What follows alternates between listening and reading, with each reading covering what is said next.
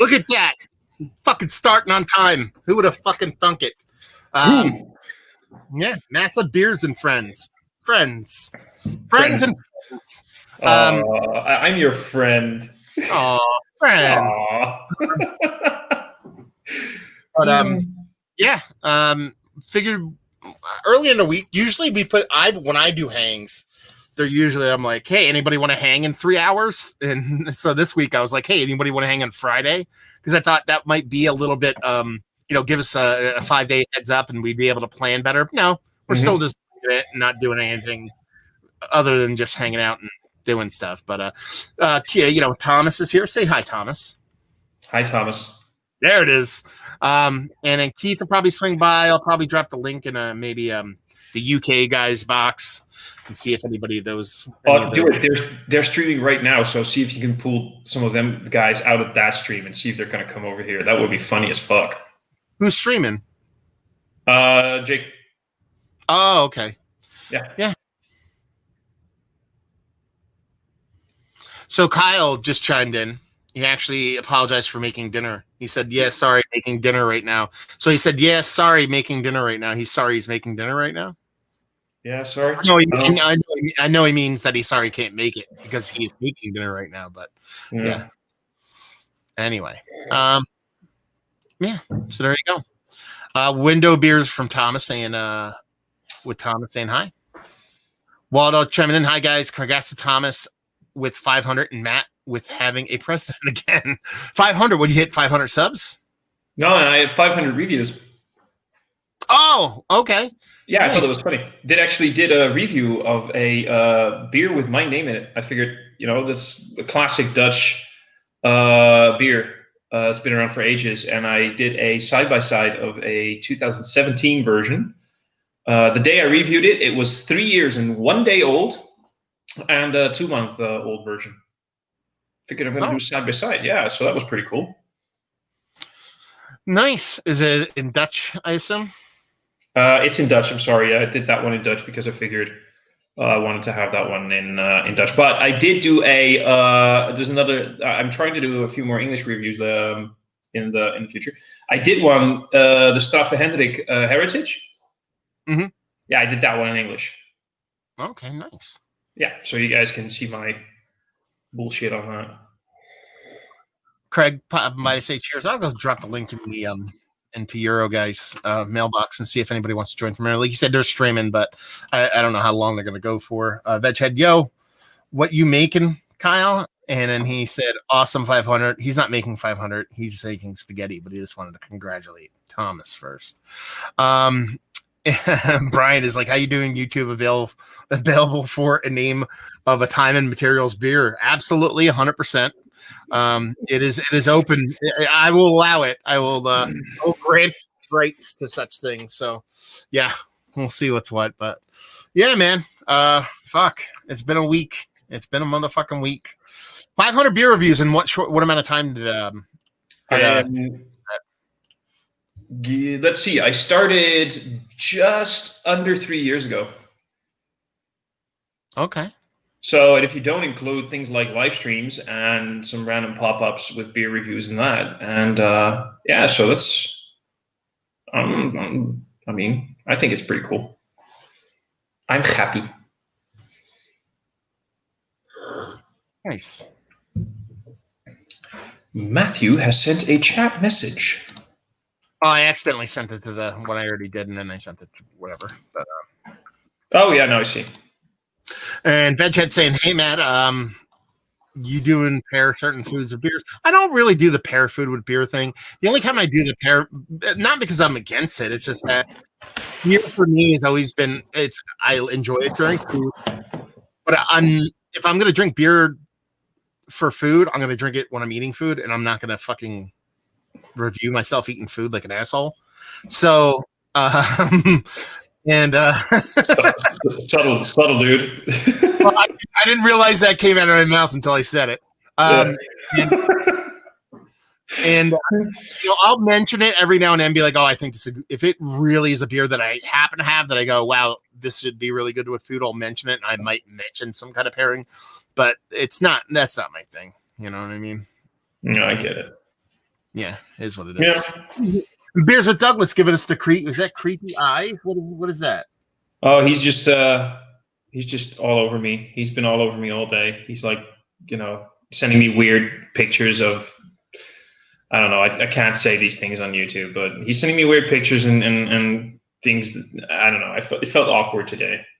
Like, okay, but that's. I think he's just trying to get a response out of me. I get it, dude. I understand, but we just so you know, okay.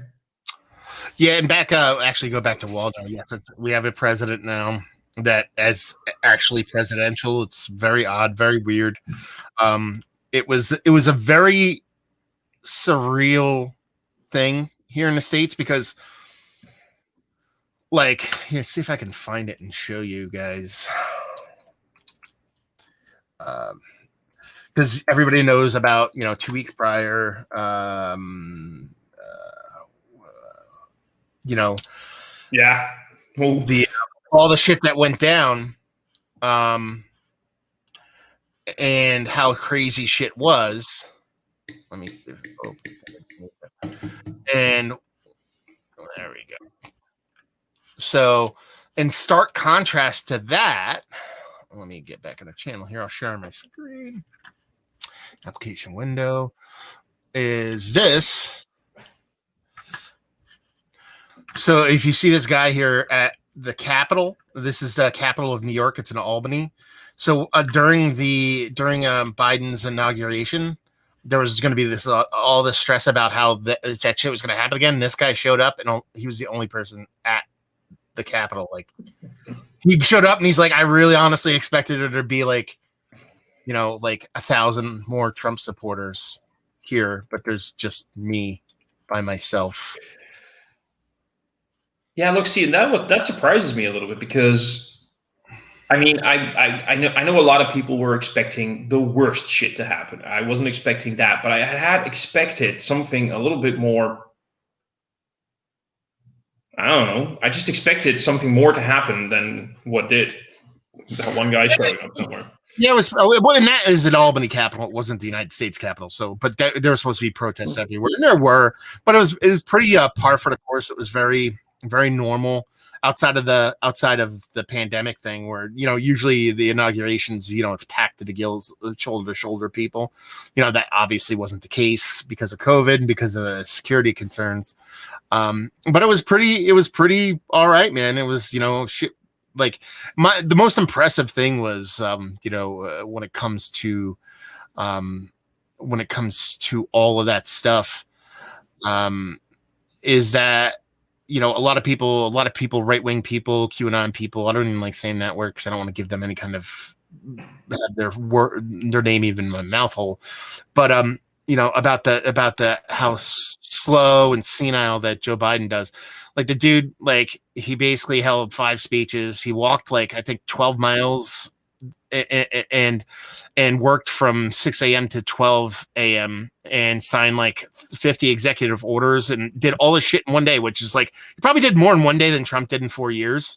And people are like, yeah, I don't know if he's going to be able to hold up to the stress. Be like, he literally just did 19 billion more things in one day than Trump ever did. And, he overturned a bunch of the dumb shit that Trump already did. So that was quite nice. And still, Bernie Sanders got more press than Joe Biden did in the last 48 hours. Honestly, which is 1,000,000,000% fine by me. I agree. If people want to mean the shit out of anybody and just let the fucking people do their job, it was just the most surreal part of it about it was waking up the next day and turning on, going on a Twitter and not seeing somebody bitching or complaining or saying crazy shit. And it's more like, okay, we held a press conference today, and you know what I mean? These are the things we covered, and we're going to cover these things. And here are these professionals who are supposed to do their job, talking about the things that they want to accomplish and they're going to get done, as opposed to this bitching and moaning and complaining all the time. It was I was like, wow, this is normal. Like, this is kind of normal. Now, if Keith is here, he'd be like, yeah, but the normal sucks. We need to get rid of the normal. But Keith isn't here yet, so he can bask in this faux glory. Exactly. We can finally just accept some sense of normality again. And I don't know. Look at how vibrant that beer is. That has to be a that has to be either a Berliner Weisse or a Gose. It's Berliner Weiss. Yeah, that looks beautiful. That looks stunning. 3% Berliner Weiss. Yeah, then in a 33 centiliter or in a 12 ounce or a 16 ouncer? Oh, in a bottle even. You're the one bottling this time, and you're always hating on me for being all Euro fancy with my bottles, and I'm the one doing the fucking 10% Imperial Stout 44 centiliter can here. Oh, don't get me wrong. I got a lot of cans floating around, so Awesome. I figured I'd start. This is only 3%, so let's start at the bottom and go from there. Anyway, good idea. Rip back to the comments real quick. Logan chiming in from Florida. What's going on, homie? He's drinking Southern Swell's 4th anniversary IPA. I actually like that beer quite a bit. I have a review on my channel. Waldo saying we love Bernie Sanders Photoshops now. Yeah, I kind of got sick of that real quick, just because everybody did it. So, Clinton Watts chiming in saying having a great weekend. Have a great weekend, son. Violent by Design says, "Hey fellas, gonna pop the top on some stout from Mortalis. Was hoping to hold on to it for a bit longer, but seeing a lot of bottles reported to have turned after a couple months. Oh, well, that sucks." Let's see. We have Matthew Hogan chiming in saying, watching QAnon slowly realize that they've been played on Inauguration Day with Chef's Kiss. Kyle said all these schools are 100% on Inauguration Day or closed, I believe, on Inauguration Day because they thought there would be violence. So that's what I think. Hey, Matt, remember when Biden called? Yeah, I don't want to get too Orange Nightmare is gone. Time for a beer. Yo, that's sick hand, man. Oh yeah, I'll show it again, and I'll talk about it in a bit. Why talk about politics? Beer massive, leave it at a beer? No, because it's not. I mean, what do you mean? We're sitting here talking about 19 different things. We talked about like our weekends and what we're going to do and what video games we're playing. Everybody thinks, and that's the one big misconception I think people have, is that my channel is not a channel about beer. It just so happens that 99% of the shit I talk about is beer. It's not called Massive Beer Reviews. It's called Massive Beers. And then when I do a review, it's called Massive Beer Review. You know what I mean? So it's like, you know what I mean? Like, it's not my bit. It's not, you know what I mean? It's my channel's whatever the fuck I want it to be. So it is what it is. But here's the other thing. And the thing that really annoys me is that if I was talking about the other end of the spectrum, I highly doubt a lot of people would say, the same people would be saying, why are you should keep politics out of the beer. A lot of people would be like, they wouldn't mention it then if I was talking about the stuff that they wanted to talk about. Any IPA from Sloop? You know what? Sloop is pretty damn good stuff, man. They're always pretty consistent. Kevin's asking what we're drinking. I mean, you were talking about it. If you want to tell people, I'm drinking Grimm. This is their Little Thief. It's a 3% Berliner Weiss that was rested on Merlot grapes, grape skins and stems, actually. Awesome. What about you? What about you? So I've got like from Brouwerij de Moersleutel. You've had one or two of their beers now, thanks to Remy. I'm having their Smearoli Mexicake. It's a Mexicake, and it's with your usual four-core bullshit, and then it has ahumado chipotle chili. Never heard of ahumado. Cacao nibs, vanilla, and cinnamon. And I have there's a beer mail coming your way, Matt, through Sean and Mike, and you're getting not this one, but you are getting 2 beers from Moersleutel. Well, let's do this. Yeah. Let's welcome Keith, and he can tell us what he's drinking. We'll finish the comments, and then we'll go over this beer mill. We'll go in depth about the beer mill, so you can talk about the brewery a little bit more. Yeah, that sounds like a plan. What are you drinking, Keith? Yeah, fuck yeah, motherfucker. I don't really have any. You can hear me, okay, right? Oh, perfectly. I don't really have anything that I can just drink in the fridge right now. So I just stopped off and I wanted dark beer. So I got a 4-pack of this and a 4-pack of an Allagash stout. So those are the things that I will be. What? Which one? Map 40? North Sky. Okay. Yeah, I'm curious to see what you think about it. And I think Violent by Design hits the nail on the head. Here. That is the best tagline ever. That was me making fun of myself. Oh, well, it saves us making fun of you, so that helps. What tagline? What are you talking about? I'm dead serious. Oh, welcome to the shit show. Okay. It says, Is that saying in your name or something like that? I actually can't see the names under people's things for some reason. I don't know why. No, I put it in the description in all of my videos. Oh, okay. It would help if I watch your videos. Okay, fair enough. I know, yeah, same. I mean, it's a good point, by the way, though. Didn't we always have our names in the bottom of the screen? Like in every sort of little video, every sort of little, you know what I mean, square thingy. Fucking hell, words. Jesus Christ. It used to say our names. Yeah, it won't let me, and you could activate it. There's like a little bar over to the side here where you can kind of change that up, and it won't let me turn it on. But that's fucking weird because I can still like edit names here. How about this? How did you do that? Oh, I had to scroll all the way down to the bottom, and it shows display names. So yeah. Jeez. Oh, you can change the. I like it. Yeah, I can actually edit your name, Keith. I could literally do this right now. Like.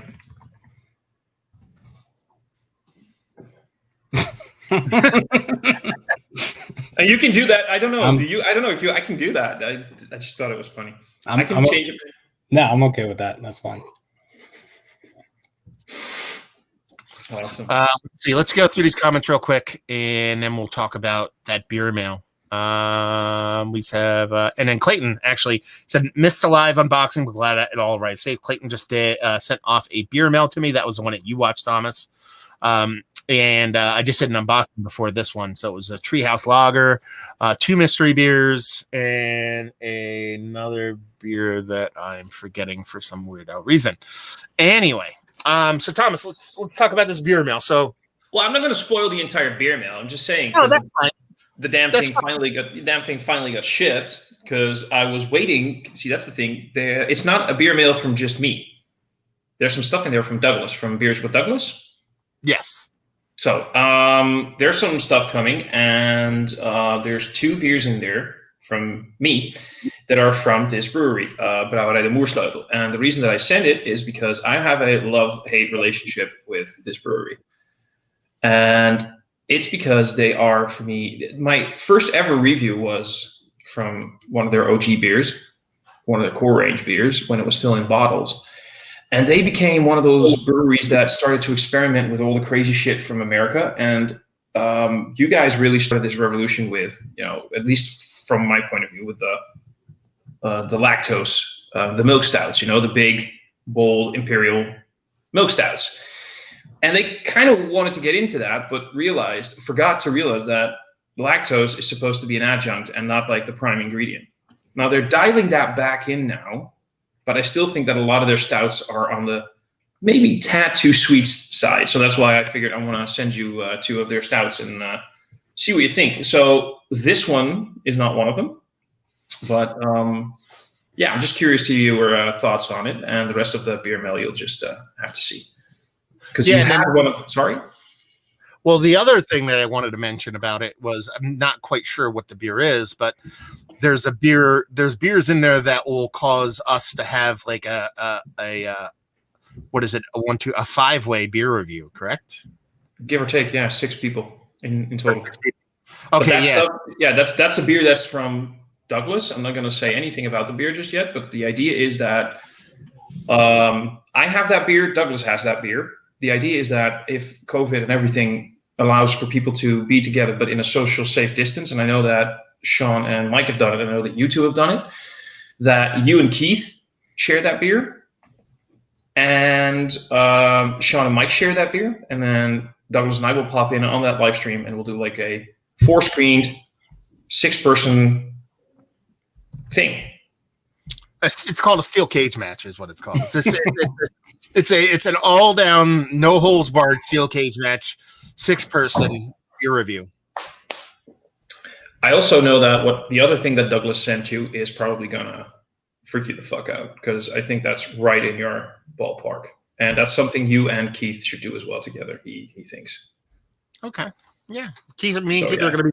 Well, if that, I mean, I have no idea how long it's going to take, but me and Keith are actually probably going to hook up next week to do some beer reviews together. We have a bunch of ridiculously high ABV shit that we need to get shitty on.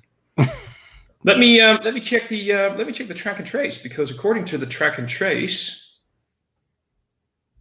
it should be there between next Tuesday and the following Monday. So between January 26th and Monday the 1st. Well, I mean, you got to factor in Sean unboxing, packing it up, and then putting it in the mail and sending it to me. So it's, you know what I mean? Like, you have to factor that in also.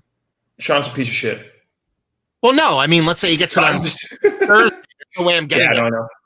Plus me and Keith already have Keith. So what are the beers that we're going to be doing next weekend? The 4 barley wines that you have. Yes. And then it's a Trillium permutation. I don't remember. It's like 7.09, I think it is. But it's got like marshmallows, walnuts, figs, fucking lactose. There's like 10 other things in there. It's like, I don't know, 12. Is it a lager? Oh, okay. Oh, please Imperial.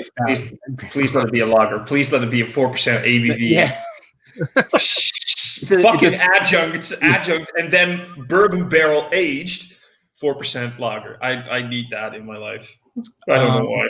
And then, also, a Black is Beautiful from Spyglass. Okay, yeah, that one. Yeah, that's the one from Sean, right? Yeah. Yeah. So then that'll be, we're gonna get shitty, dude. Because what happened was, Thomas, is that there's a brewery in the West Coast called Ecliptic, and they send me beers every now and then, and they sent me a box. They basically sent me 4 beers in a box, and it's a base barley wine, then a bourbon barrel-aged barley wine, then a rye barrel-aged barley wine, and then a bourbon barrel-aged barley wine with orange in it or some shit like that. So I'm like, okay, let's just do them all side by side by side by side. It's the same base, and it's just all these different adjuncts and variants. I'm like, let's just do it all side by side and just get all. So that's not this weekend, but next weekend. We're gonna do it next weekend. I don't know. Do you want to do it? Okay. How do you? No, wait. Just because the beers that you don't do the beers that you're getting from us just yet, because we need to set up the live stream. I'm just going to do a quick Google and see plane tickets to United States. What was your exact place again? I need to get fucking in on that action. I need to get me some piece of that. We can put some caps in them and send them after they they'll get all capped and shaken and oxidized, and then take 19 years to get to you apparently, but you can still have them. But yeah. Oh man. Plane tickets. So yeah, keep talking. I'm just looking into. Let's see. So Keith, regale us with your vacation stories. Did you hit any breweries? Did you do anything, or was it strictly just relax mode? It was strictly just relax. We recorded 2 videos. Like, we just hung out, ate food, drank beer, and liquor. That's the good life. And there was something else I was going to say. Oh, we didn't get to go to the Beer Diviner because the place we were staying, they have like weird hours. So we were leaving the Airbnb that we were staying at that was 14 minutes away. We were leaving on Friday, and we had to be out of there by noon or whatever. And or something. Yeah, they didn't open till 4. And we were like, and then we stayed at a hotel for another 2 nights, but we were like 40 minutes away. Yeah. And I didn't think it was worth it. No. That 14 minutes is kind of up in the air. But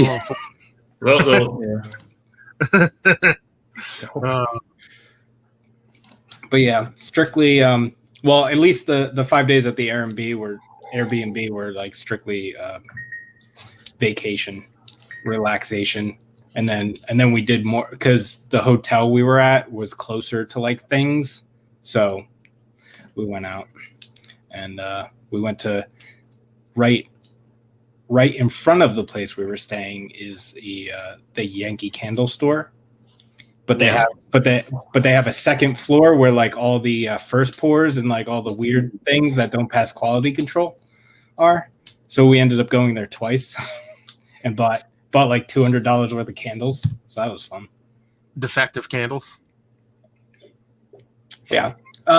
Mostly just like the aromas are just like a little off, or the color is a little off or something like that. But yeah. Okay. It was fun. $200 worth of candles. Yeah.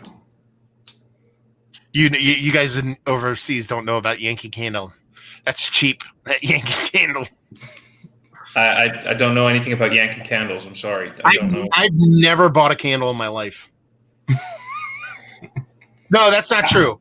I've never bought a smelly candle for myself. Let's put it that way. Oh. I bought like birthday candles for cakes and shit, and I bought like maybe I bought something that had a candle in it as a gift. But I've never to me smell like aroma candles make me nauseous, make me want to throw up. The same.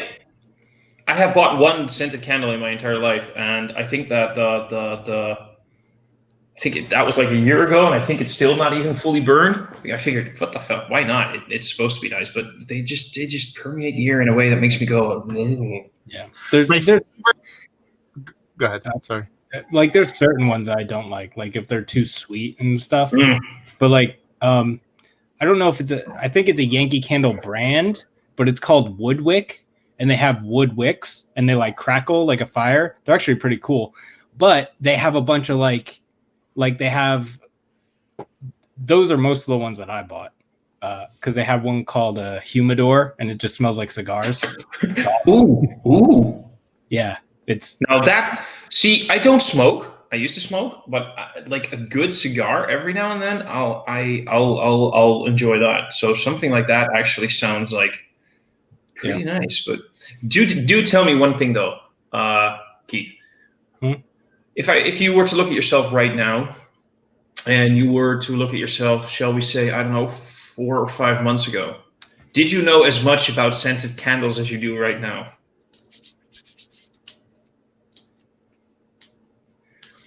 I probably knew about the same. Okay, just curious because that would have been an interesting correlation. I would say that like 4 or 5 months ago, I didn't realize that they had like so many like non-sweet scents, because there were a lot of like piney kind of things and stuff like that. I mean, I knew they made them, but there were like a bunch of different ones. So that was fun. Now, my favorite Yankee Candle story, which I think is fantastic, so I'm going to tell it.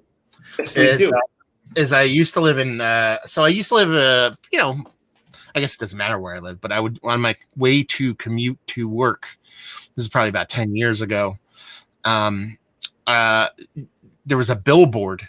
You know what a billboard is, right, Thomas? Like an outdoor advertising. I am not that much of an ignoramus. Okay, I don't know if they have billboards in fucking Amsterdam. Yeah. I don't know. But they have billboards? Yes, we have billboards. We're Europe. We invented shit before you guys were even a nation. Jesus fucking Christ! Would you just let it the fuck go? Anyway, let me tell my story there, like third world country, man. So I would drive to work on like this kind of like 2-lane like semi-highway, and along on the way to work there was a huge Yankee Candle billboard, and it was in the middle of a field, like a farm field, in the United States, a lot of like, when your highways pass through a lot of like farmland, and like the farmers, what they do is they let the advertisement companies rent and put the billboards on their land. You know what I mean? So it's like, I drive past it and it was said big billboard with a bunch of candles on it, and a Yankee Candle, and it had a huge slogan attached to it, and it said, "Just for the smell of it." You know what I mean? And what they did was I don't know how they did it because it was crazy powerful. Is it somehow had some kind of mister, or they infused the billboard to like emit candle smell. So when you would drive by in the summertime with your wind down, when you were driving by it, you'd smell the actual fucking candle. Like you'd smell candle. So it was like just for the smell of it. Yeah. But the geniuses didn't realize that after 10 days, the smell ran out and all you smell was cow shit. Because it was in the middle of a cow field. So it went from like all you smelled was candle to all you smelled was shit. So you drive by this big billboard saying just for the smell of it and just smell fucking shit. And I was like, that's fucking awesome. I agree. I love it. I agree. No, we have billboards. We don't have any of that stupid bullshit. We do have billboards, of course. We actually have. We are the nation that made a good joke out of it because it's a billboard. The Dutch word. So you guys say ass when you're talking about ass, but the nicer word would be butt. Our Dutch word for butt is bill. Buttboard. So we buttboard. So we once had this lingerie company do a thing where you saw this line of like, I don't know, hot female asses in thongs or whatever kind of nice underwear on a billboard. Yeah, we're clever that way. Hilarious. Yeah, I know that was my attempt at humor for the evening. And well, let me just cap this whole thing with a quick question. So let's go back about 3 minutes. So Thomas got really upset because he was like, we're not like some third world country. We have all this stuff. Let me ask you this question, Thomas. As as an advanced and very cultured society, you'd obviously have a functioning government right now, right?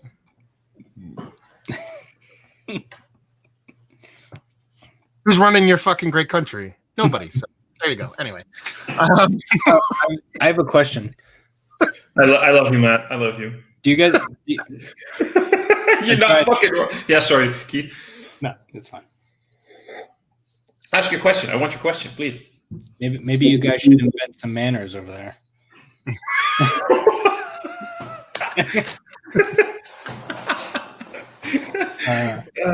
The date codes on this. Yeah. Are you familiar with them? No, I don't care about date codes. I have no fucking clue. I really have no fucking clue. What is the code written on it? I'll let you know if I can recognize it. It is L0133. Some quick Googling, I have figured out that the 133 is the 133rd day of the year. And based on something else I saw, the L 12. Yeah, that's what I'm saying.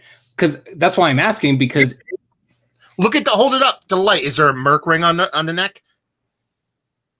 Like where the beer line was? Is there like a skanky line there? Yeah, it can't be that old then. But yeah, L would probably be. It should be 2012 technically. Yeah, Yeah, that's what I was gonna say. But Matt, either one of us could quickly Google it. No, you can't. You have to like email them. No, there's somebody out there who knows. If you typed in like a celebrator date code Reddit. Well, according to what I read, that would be 2012, the 133rd day of 2012. But I was asking because it does taste a little bit oxidized, but there isn't a. There would be a line there if it was that old. If it was 9 years old, there would be like a line. Could you name the code one more time? It's L. Yeah. 0133. Oh no. So if it's L0133, so it's 133rd day of 2000. No, it's 133rd day. The 0 matters in there too, so it's L0. So it could be lot 0. So it's probably L. It's probably 2020. 133rd day of 2020. Because if it was L133, then it would be lot. It would be 2012 133. If it's L0 133, then that 0 means something. So that L might be 2 instead of 12. You know what I mean? Like it could be, it's not obviously B, but it's also a 2 because you get it's the 12th letter of the alphabet. Yeah. So my guess is it's 2020. Yeah. Because somebody here says, I picked up a blah, blah, blah, blah. Code is L8135. Is this something new for this year? I'm guessing it stands for the 135th. So that's the 135 of 2018. Oh, yeah. And then somebody said, you are correct. I emailed both the distributor and the brewery this year. They both confirmed this is a lot number indicating that. So I'm guessing the 0 there is 2020. Otherwise, it would be 2010. And if that beer was from 2010, you would know. So this is relatively like freshish. Yeah. Yeah. And what you're gonna have a whiskey wine country or some shit? Yeah. Yeah. There's a little bit of oxidation in there, which is why I was thinking it was a little bit older, but it didn't seem old. So I don't know. Whatever. Anyway, let's go back to the comments real quick. So we're not the big question I want to know: is it tasty? Yeah, it's good. Oh, fucking so. Look at me. Yeah, the oxidation adds a little bit to it, but I was just curious about. Yeah. No, I get it. I was just curious about your thoughts on the beer. What does the shit show think? Yeah, I saw the comment. I'm ignoring it. No, because it's true. It's true. See, Waldo wants to know what beers he sent, but he's not telling because he wants it to be a surprise. Kyle's saying Grim, it was pretty fun. This is really good, man. Really fucking good. Like really good. 3% Merlot, great Berliner Weiss. Come on now. Beer Geek Holland said, "What up, dudes?" And he says he loves the shit show. We love Mike McCann saying just in time to see Matt drink Hawaiian Punch. Nice. Fun fact, I actually enjoy Hawaiian Punch on a regular at my house. The low sugar kind, mind you, but it's one of my favorite things. Cheers, boys. Drinking a Jack Sabby Nelson Brow. You guys would love it. I love fucking Nelson Brow, man. That fucking beer is fantastic. Citra Brow is great. I think I had Nelson Brow not too long ago, but I didn't review it. Beer Geek Colin, touche, Matt, on the whole government thing. And the Wagner 03 says, in your opinion, what's the perfect beer? Location included for me. It's the Gar Triple, Staminy, Degar, and Bruges. Big Head, Little Bull, Flawless. Oh, man. That's such a complicated thing. My favorite beer, perfect beer, location included. I mean, if I were to include locations I've been without like making shit up, you know what I mean? It'd probably be Hill Farmstead. Do you know what I mean? It would involve something from them. Probably on my anniversary when I went up there with my wife, and she actually enjoyed the beer, which is a very rare occasion for her. Yeah, wasn't it like oh yeah, it was like 6-year-old double barrel aged Damon or something like that. You know what I mean? It's like she's like, "Oh, this is my favorite beer I've ever had." I'm like, "Of course you like the $2,000 bottle of beer." You know what I mean? Like you don't like the lager, you know what I mean? That I give you all the time, but yeah, the fucking super rare barrel aged one you love. But I mean, that's experiences I've had. I mean, if I were to hype, like kind of paint a picture, it'd probably be somewhere exactly what you wrote. You know what I mean? It would be I'd go take a trip to Amsterdam or Belgium. I'd go to fucking Brussels or Bruges or Antwerp and pick a spot and waste the day away. You know what I mean? Eating food and drinking beer. That I think that would be everybody's favorite fucking thing. But that's just me. What about you guys? It was about a year and a half ago. And I went to Maastricht, which is a city here in the Netherlands. And they had this, it's close to Belgium. And there's this old couple running this little cafe right outside the town center. And it looks over the river, the Maas. They only accept cash. They're both like nearing their 70s, over the Chevities. They have a 150 beer menu, and he has a cellar that is unbelievable. There's like 400 or 500 beers in there, and you look at this guy and you ask him like, I'm in the mood for something, and then you explain what you want. So I'd like something a bit older, darkish, and he'll just pick a beer, put it in front of you, and it'll be the perfect beer. And I remember just sitting there in September with about 18, 19 degrees in the sun on my face, looking over the river, drinking a Stille Nacht. And that was the perfect beer. Sitting there in this quaint little town, in this sort of old, almost like Bruin Cafe thing, Bruin Cafe. And it was just perfect. That was the perfect beer. This sort of Christmassy ale, but sitting there in September overlooking this quiet little river.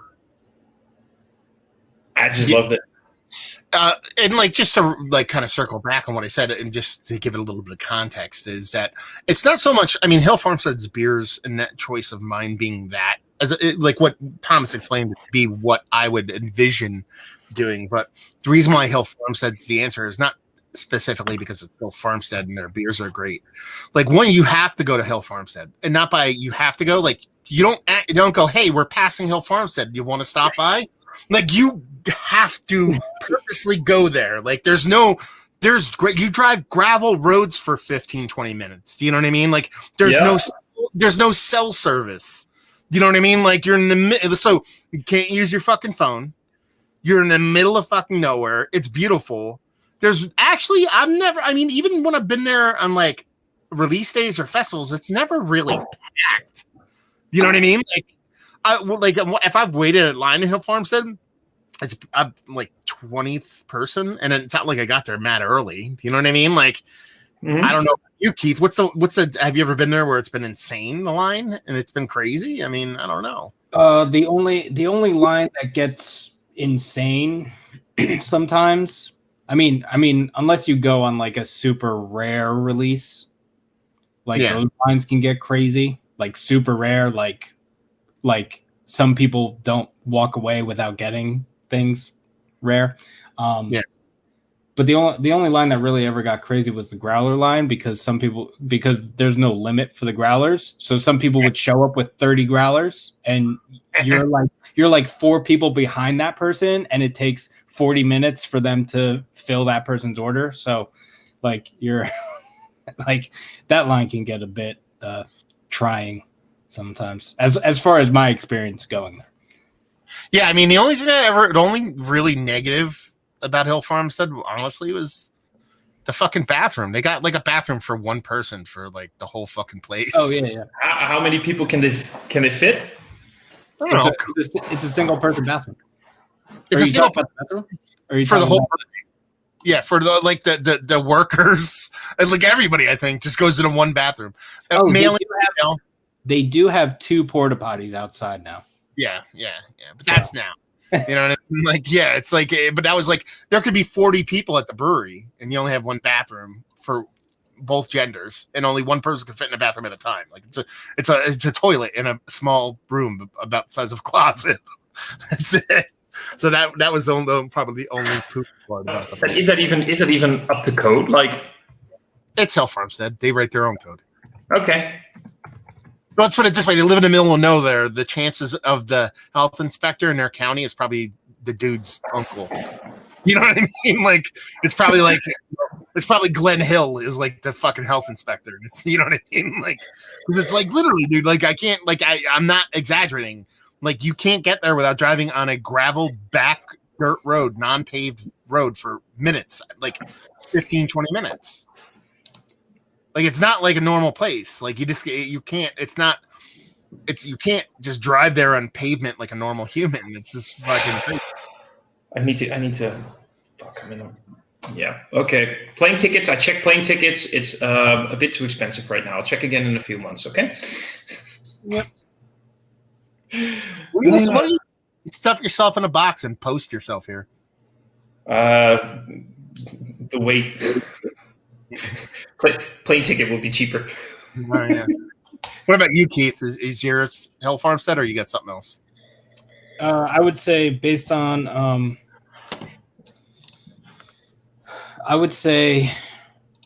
based on my own experiences, I would say Hill Farmstead, like their old world lagers, like Poetica and stuff like that, like any of those. And then I would say like out in the mountains in Colorado. Just need my old world lager and then disappear into the mountains. Oh, and that's the thing too. Like, I mean, I didn't even think about it that way. Like my backyard. Oh, come on. The pictures that you've posted on Facebook every day. That's what I'm saying. Like, you're gonna say, "What's my perfect vacation?" It's hanging outside. I'm drinking a beer. My wife is knitting or doing or sewing or spinning fiber. My dogs are hanging out next to me. Taco's acting like an asshole. Everything's fucking awesome, and that's my favorite place to be. That's why I do. You know what I mean? Half the time, that's what I do. I don't go anywhere, even pre-COVID. Pre-COVID, my trips were like, hey, let's go to a brewery. I'd leave at like 10 a.m. I'd be like, I want to be home by 2, 3 in the afternoon so I could sit outside and enjoy the day. You know what I mean? I'm not out and about all that much. So, man, we actually didn't skip over, but we were late to the party here. Kevin actually asked, he wanted us to pick his next beer. I'm sure he's opened it since now. He said, pick my next beer. It's a lager, IPA, stout, Belgian, lambic, barley wine, or a farmhouse ale. Yes. And Matthew Hogan has the best response, I believe. I don't think this is in reference to his, but I hope it is. His answer is yes. What am I saying? Answer? Just all of them. Just do all. Just all of them. Yeah. Get shit faced. Yeah. I mean, honestly, how many beers? This would be my honest answer. I'd be like, how many beers do you plan to drink tonight? If you drink one, maybe the barley wine, maybe a Belgian if it's darker. But if you could drink 4 or 5, then start light and work your way up. That's kind of how I do everything. So, Stuart James says it's not the purest thing to say, but Troganator is better maltier tasting Bock than the style defining Celebrator. I disagree wholeheartedly. I like Troganator, but I think Celebrator is a much better beer. For me, it's also 2 or 3% less in ABV, which is a big deal for me. And I wouldn't even put Troganator as the best United States Doppelbock. I would actually put Sam Adams Doppelbock as number 1. I think their Doppelbock is great, but if we're talking like king shit of fuck mountain Doppelbock, who makes the best one? It's Brewery Emelisse, and their Doppelbock is my favorite Doppelbock. The Dutch brewery Emelisse? Yep. You're probably talking about their older versions, though, because... Oh, I had this beer easily 10 years ago, and I've never seen it since. So, have you ever heard of Brouwerij Kees from the Netherlands? You probably pronounce it... What? Kees? Yeah, Kees? so he used to be the brewery at Emelisse. And that's when I think he was a brewery in the time period where you drank that Doppelbock. So he left and he started his own brewery, which became Brouwerij Kees. And I am one of, I don't know, I'm not the only one. I'm one of the people that have the opinion that Emily suffered from his leaving. Not that Kees is always on point. He has some issues with his barrel program every now and then. He's got that green apple thing going on in several beers, and he's got some issues every now and then. But other than that, I take Brouwerij Kees over Emelisse. So you should start a campaign, because your reach is big enough, that Kees should start brewing a Doppelbock. See what happens. Do they brew any lagers? At Kees, you mean? Yeah, it's a fucking good question, because I don't think they do. Not have the facility to do it. You know what I mean? I don't think they do. Actually, that's a good freaking question, dude. I'm checking on tap, because as far as I know, 127 beers. I doubt that they do a lager. I don't remember them ever having done a lager. Oh, they actually do a Doppelbock. It's called Indian Summer.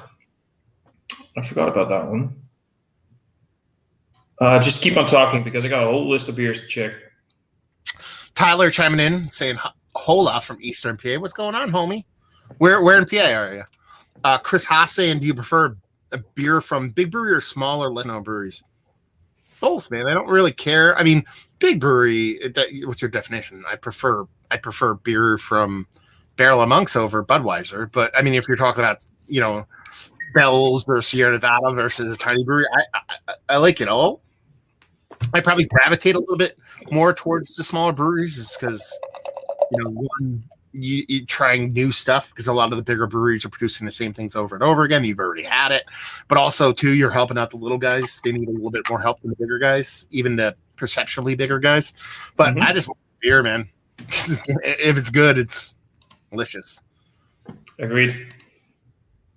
Like Allagash. Allagash would be considered a big brewery, and as far as production, but I would never classify them as a big brewery. You know what I mean? They'll always be a small brewery to me, as far as the way I view them. So would you fucking believe that I can't find a lager in their entire, like your standard, like a Pilsner lager, but they did a Keller beer, they've done an alt beer. So I'm just talking about like a Pilsner, but they've done Keller beer, they've done an alt beer, a smoked tea alt beer, go figure. But like just a Pilsner, just like lager. The definition of what most people think of as lager, like that's pretty weird. For a brewery that has done like alt beer and Keller.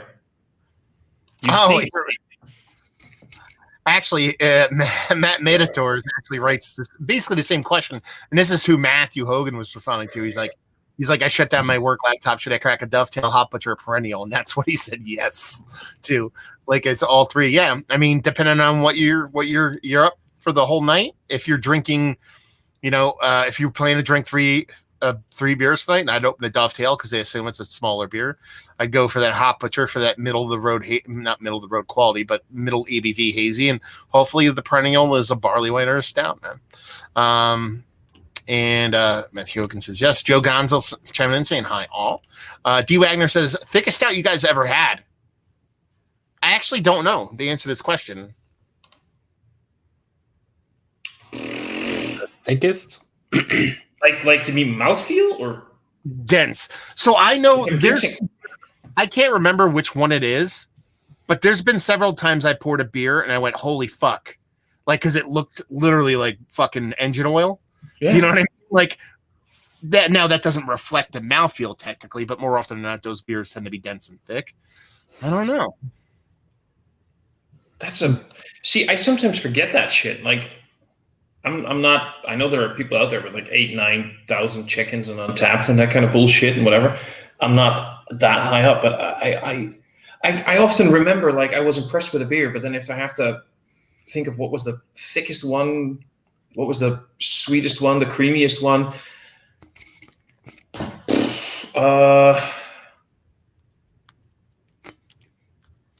I'm drawing on blanks here. I'm sorry.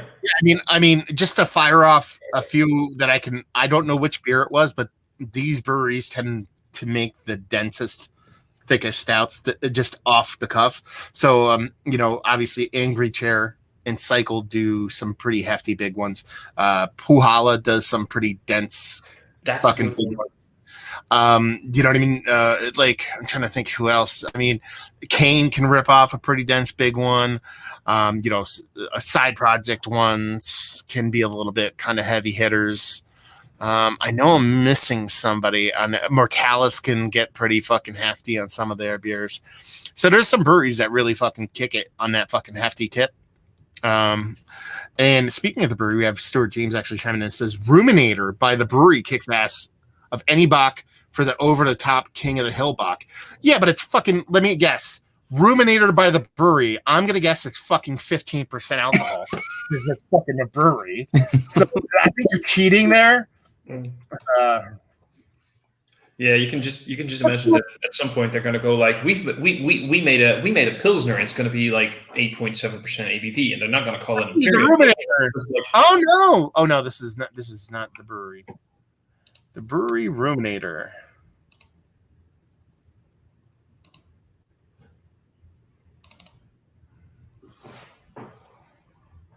Everything went quiet. Oh, because I'm not spelling it like Patrick Rue, because I'm an asshole. What the fuck? The Ruminator. I can't even find it. Does anybody else can find that fucker? No, the Rumen. Let me look at the spelling again. I'm just gonna go for Brewery Doppelbock.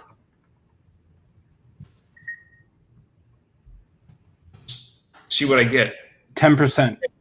Oh, it's Matt. Yes. Bruerator. R. Keith already done it, so I don't have to. Oh, sorry. I'm an ass. Rude I didn't even spell it right. Element Kinders says, I don't remember a lager from Keith's. Meteor says, I'm starting out Dovetail and I'll see where the night goes. Stuart James, the biggest stouts I've ever had a variety of variants from Brewery Black Tuesday. Yeah, those are 20%. Yeah. And you know what's crazy about them? They also contain alcohol.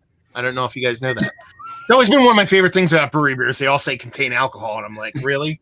Why don't you contain an enormous amount of alcohol? You know what I mean? Like, is this supposed to be like an old school kind of thing?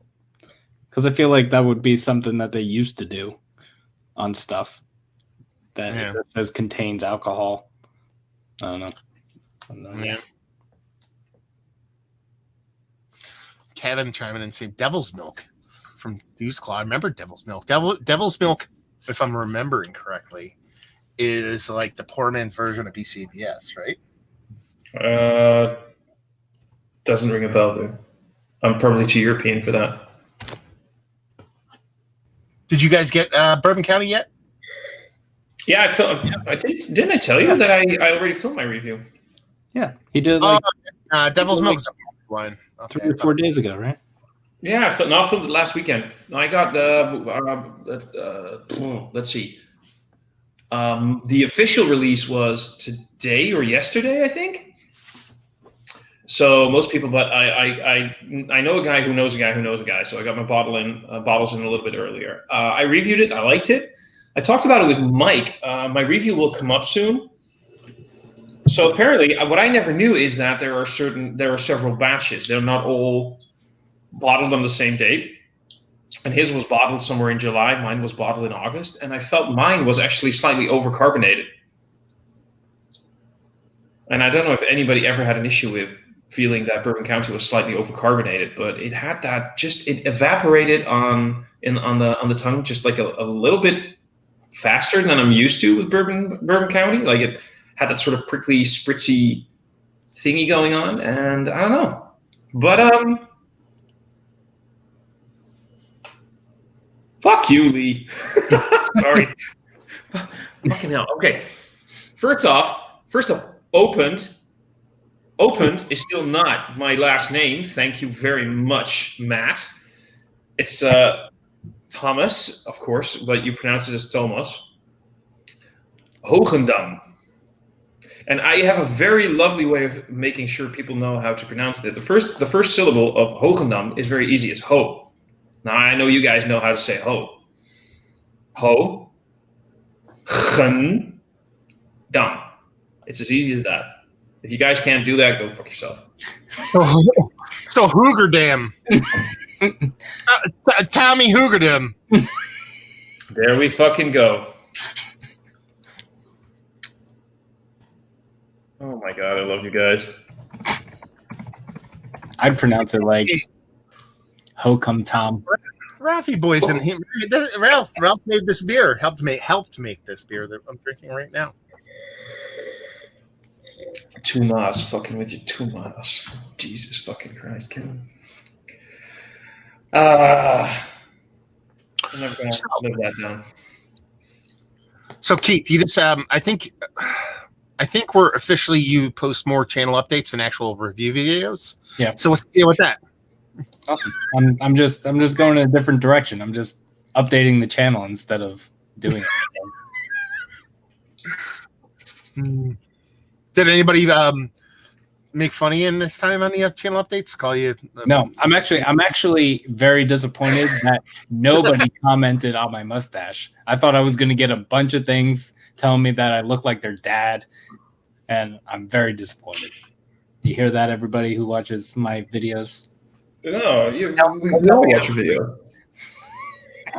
Yeah, it's kind of sucks when you don't get to hate. Like I lost a bunch of subscribers over the past couple of days because of me, just fucking throwing heaters out there for people to get angry at. But it didn't reflect into dislikes, though. It didn't, like usually when that happens, like people go all fucking crazy on dislikes, and it didn't really happen this time. I was kind of sad about it. I was like, fuck, man. Like I baiting you motherfuckers into crying and bitching and moaning. The least you could do is dislike some videos, assholes. Right. I'm still like, it's the dislikes that make you feel appreciated, that make you feel loved. No, that's how you know you made it when people hate you. Mm-hmm. Exactly. At least I tell myself when I cry myself to sleep over the negative comments because that's what I do. I hear them so hard, I just weep into my pillow. Right. Yeah. I mean, we are also devastated when you guys don't like us and blah blah blah blah blah blah blah. Sorry. I can't wait for all 5'1" of you to come over here, Thomas, and get shitty. He's 2'7". I finally figured out how centimeters work. He's 2'7" stone. 2'7" stone. In height.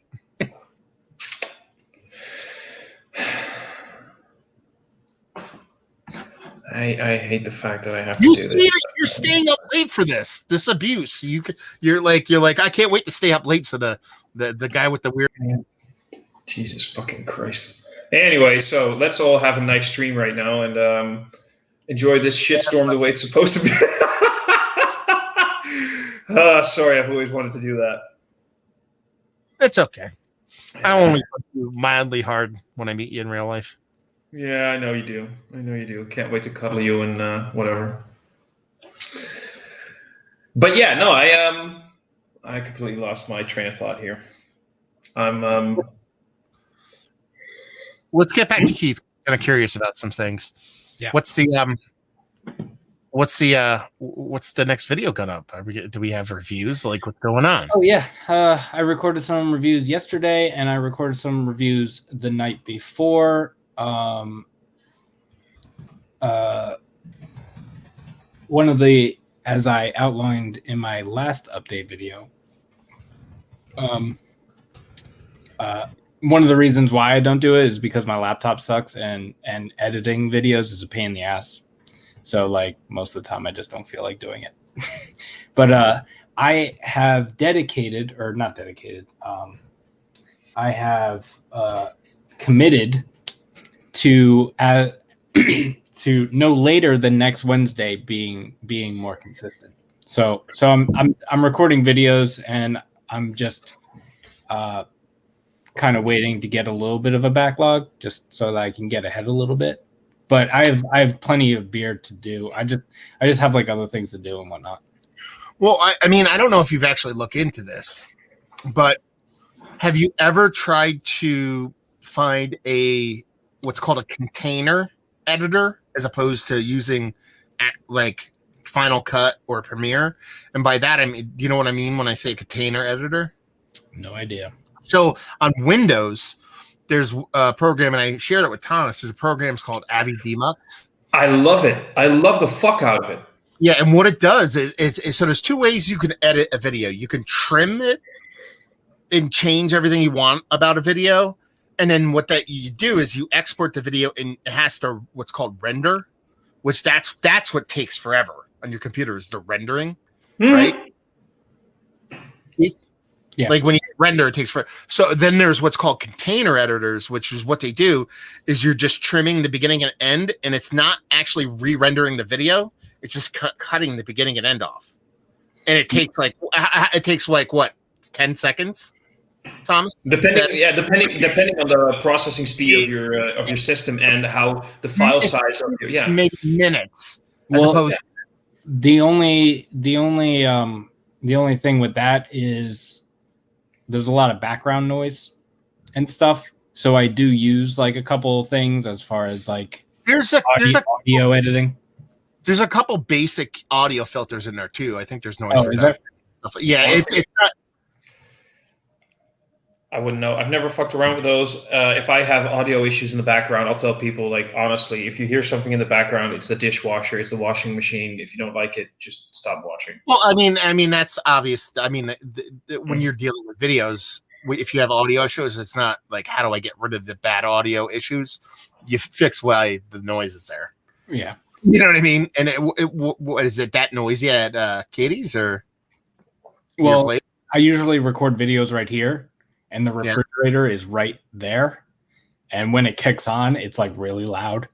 Yeah, it's an old refrigerator, so like, or it's an older refrigerator. So like, I try to like, yeah, that compressor noise is fucking the worst. It's so loud that sometimes in the bedroom with the door closed, like I think like the neighbors are like yelling at each other or something. Like that's how loud it is. Pro tip. No, I'm dead serious. Pro tip. When you go to do your videos, turn the refrigerator off. It's gonna stay cold. Oh yeah, I could do that. And then when you're done, turn it back on. So turn the dial all the way down, and then when you're done, I used to do it with my old beer fridge because when I lived in Ashley, when I lived in Ashley, my beer fridge was I had a room where it was actually in the room that I would record, and when that compressor came on, it was annoying. So I, fucking constantly turn it off, turn it back on. I'd always have to write a note to myself because if I didn't write a note, I'd forget. And next day I go in and drink some beer and everything would be 60 degrees. I'm like, fucker. You know what I mean? But yeah. Turn it off. And that cures that problem. I like this. This is the Allagash. Are you serious? You like an Allagash beer? That's weird. They suck. There's like, the reason I like it is because there's like the spiciness in it. And like, it's like super. What is it? What is it again? Is it just a stout, or is there something else going on? It just says stout. It's a Belgian inspired stout. What is it? Night what? Or Sky? North Sky. North Sky. Did I review? I think I reviewed that. Yeah, I don't know if there's rye in it or not. It doesn't say anything. No, I don't. I might have did it as a mystery beer, but I've seen it a bunch of times. I know that for sure. Well, it was canned 9/1, so it's like 4 months old. That's not bad. No, not at all. So what are we talking? Is it imperial stout? Is it like just stout? Is it stout?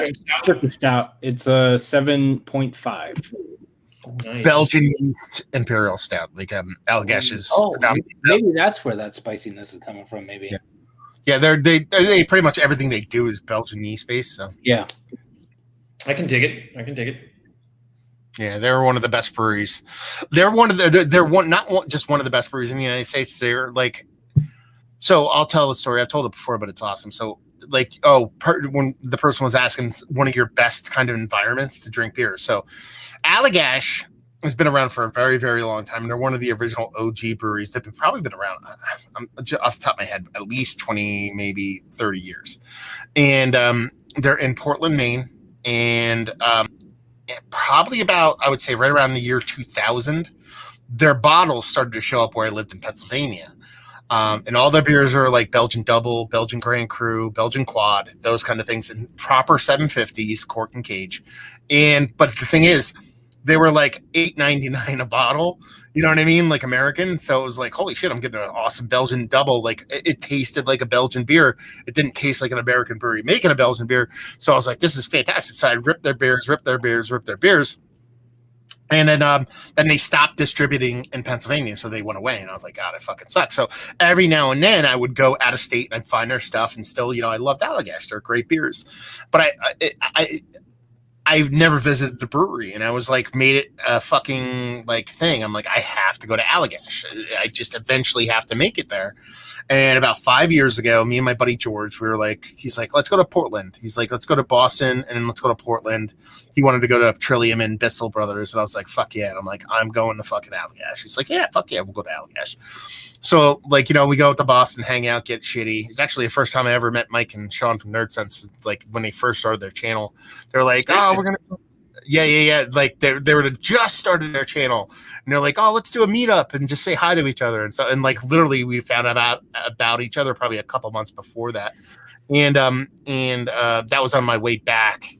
Anyway, so we went to Boston, and we went up to Portland, and I was like, "Okay, let's go to fucking Allagash," and I was like, you kind of, this is years in the making. Me going like, I love Allagash. It's such a great brewery, very important brewery. I've been thinking about visiting the brewery for 15 years, and I'm like, a part of me is going, man, hopefully this just doesn't suck. Like, hopefully it's not a bad experience, because you don't know. Could be a shitty day. Could be hot. Could be someone having a bad day behind a bar. You don't know. So I'm like, okay. And now it's changed, but when I went, you couldn't buy anything as far as drinking. Like, everything was free when you drank, but you'd only have like 6 beers, like six half beers. You could have 6 half beers, but there was no cost to it. You could buy beer to go, bottles and cans and all that stuff, but you could only drink 6 half beers, and then you had to leave. So I was like, okay, we sit down, and they give you the 6, and they're like, someone told me when you go up there, make sure you ask for say this word, and they'll give you an extra 7th special beer or something like that. And they did that.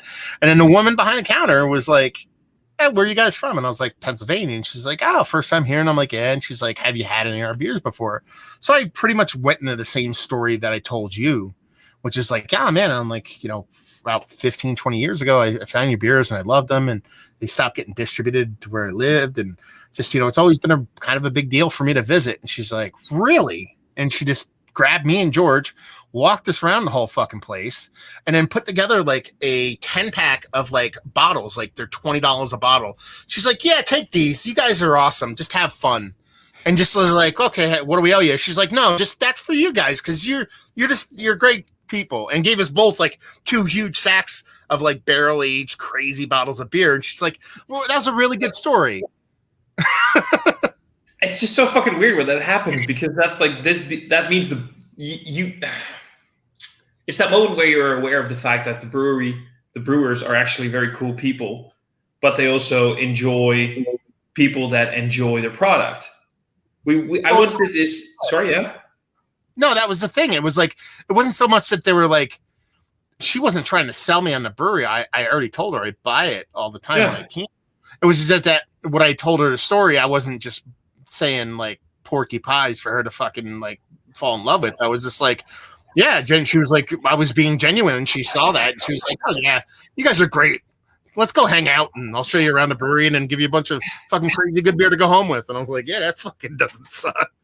So yeah, we ended up with, I think it was like 16 beers between the both of us, and they were all like their barrel-aged bottles. There were no cans. It was all like, Saison wine barrel-aged this, burn barrel-aged that. It was amazing, and they were all great beers.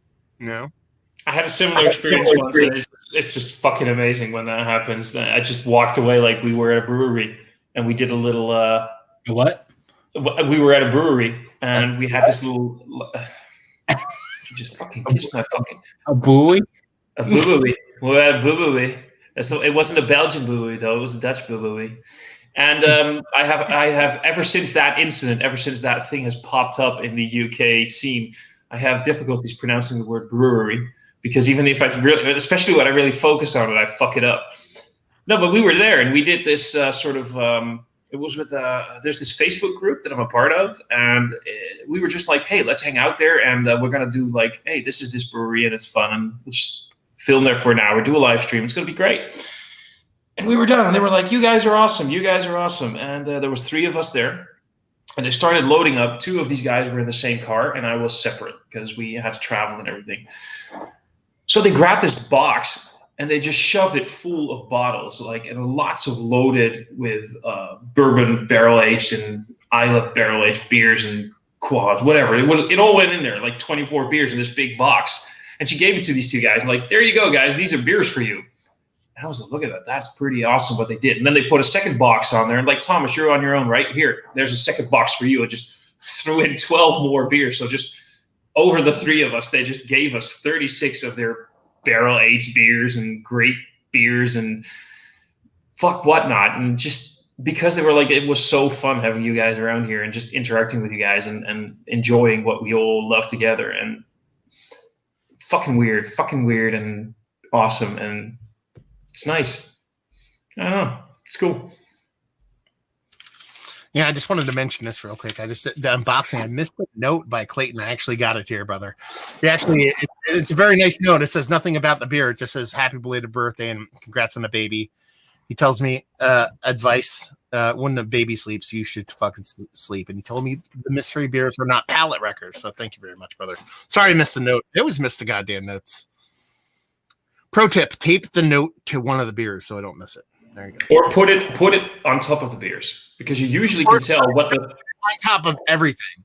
Like package it, do everything, get everything sealed, and then when you open a box, all you see is a note. You know what I mean? Like a lot of times they end up missing them, and I feel bad about it. Yeah. That's what I did for the box that's coming to Sean. So yeah. So what you're saying is I'm not getting a note, so suck it. Yeah, there's no answer to that. You can just, yeah. Did anybody ever tell you look like Jesus with glasses? Do you know that? Do you know that I've actually been called Jesus by a pastor? People always fucking hell here. Well, let me rephrase that. You look like what the white Anglo-Saxon people paint what Jesus would look like, not what actually Jesus looked like. Yeah. Oh no, of course not, man. Yeah. Like that's the difference. Is that like you're the Caucasian alteration of what Jesus looks like in their convenient way. The Renaissance painters who were basically like rewriting history and figured everything that was ever important needs to be white. Do you think Jesus would have had as many followers if he had a goatee? Do you think Jesus would have? Here's one. Do you think Jesus would have had more followers if he turned that water into beer instead of wine? Do you think if Jesus existed now that he'd check in that wine in Untapped? Oh, no fucking doubt he would, man. That guy was a hipster. He's like, it's okay, kind of mediocre, but it pales well with wafers. Oh shit! Yeah, there we go. Yep, there we go. This one's gonna get unlisted. Oh, are you aware? I'm keeping an eye on the viewer count. Just in the last 3 minutes, that talk, the viewer count just dropped. Yeah, it went from like 20 to 14, and like it fucking really did. Oh dear. Oh, let's do that more often. We need to do this more often. This was amazing. Okay. More comments. Lee Russell saying good night, y'all. What's going on? Lee, the king of beer tube, still exists. Go check him out. He actually doesn't do a ton of beer stuff. He still does it every now and then, but he actually has a really great podcast. They should be shot on site, I believe is the name of it. Wait, give me a moment. It's called They Must Be Destroyed on Site. Must be destroyed. Yeah, is it like awesome podcast? That's awesome movie talk. Yeah, they do the weirdest shit there.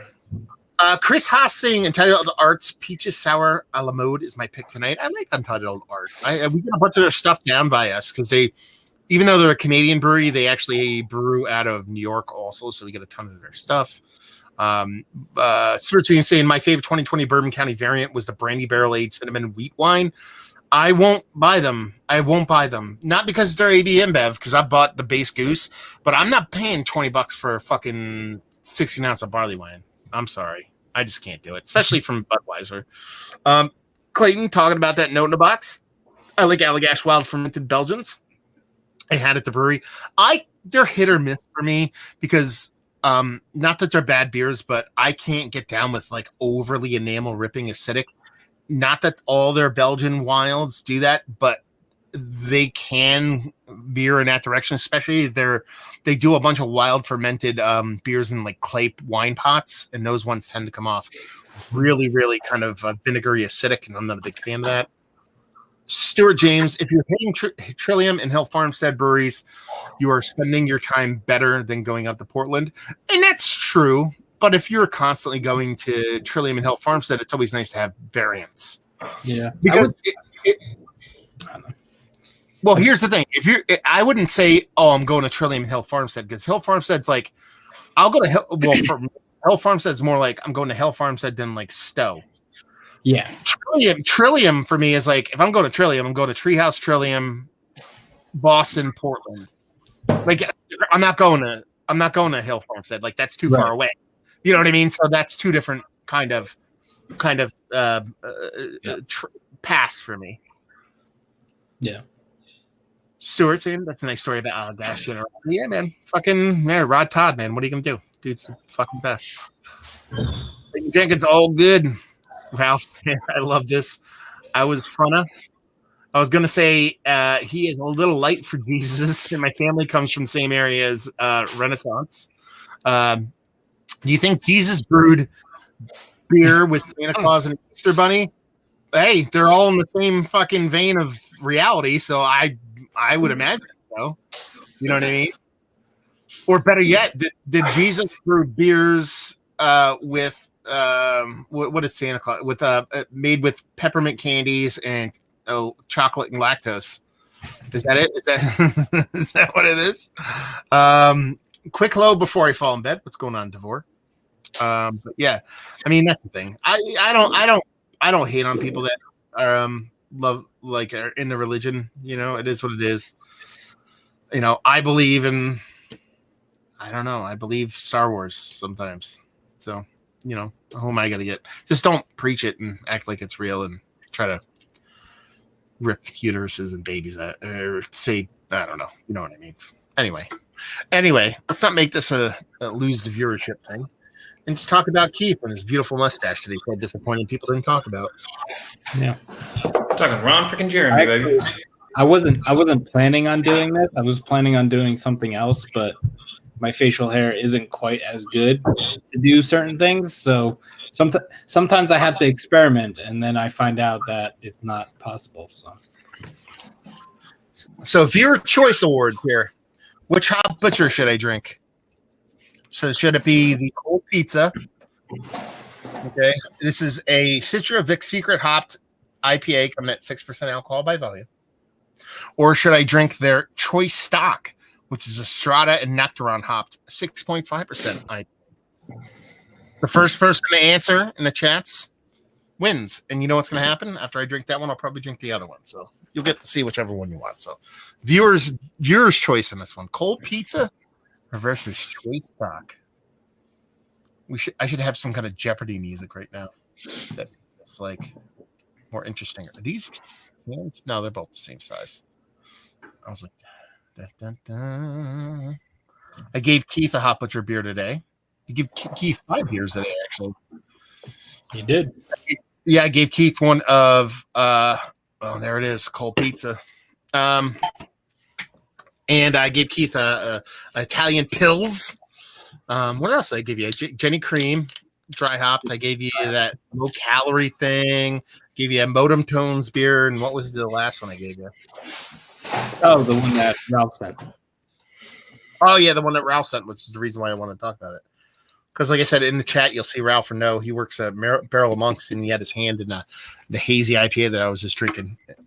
Fucking clear beer. Sorry, Keith. I should have given you one of these. Your IPA. In the back, orange zest, dried mango, and juicy pineapple. What's the deal with that? Hot Butcher's like doing like they're covering both ends of the spectrum, like clear IPAs and super hazy IPAs. They're doing both. Well, they've always done that, though. You just don't know because you think cold pizza and all the tasting notes in the back. You're like, oh, it's going to be a hazy, you know, but it's not. That's why I like Hot Butcher.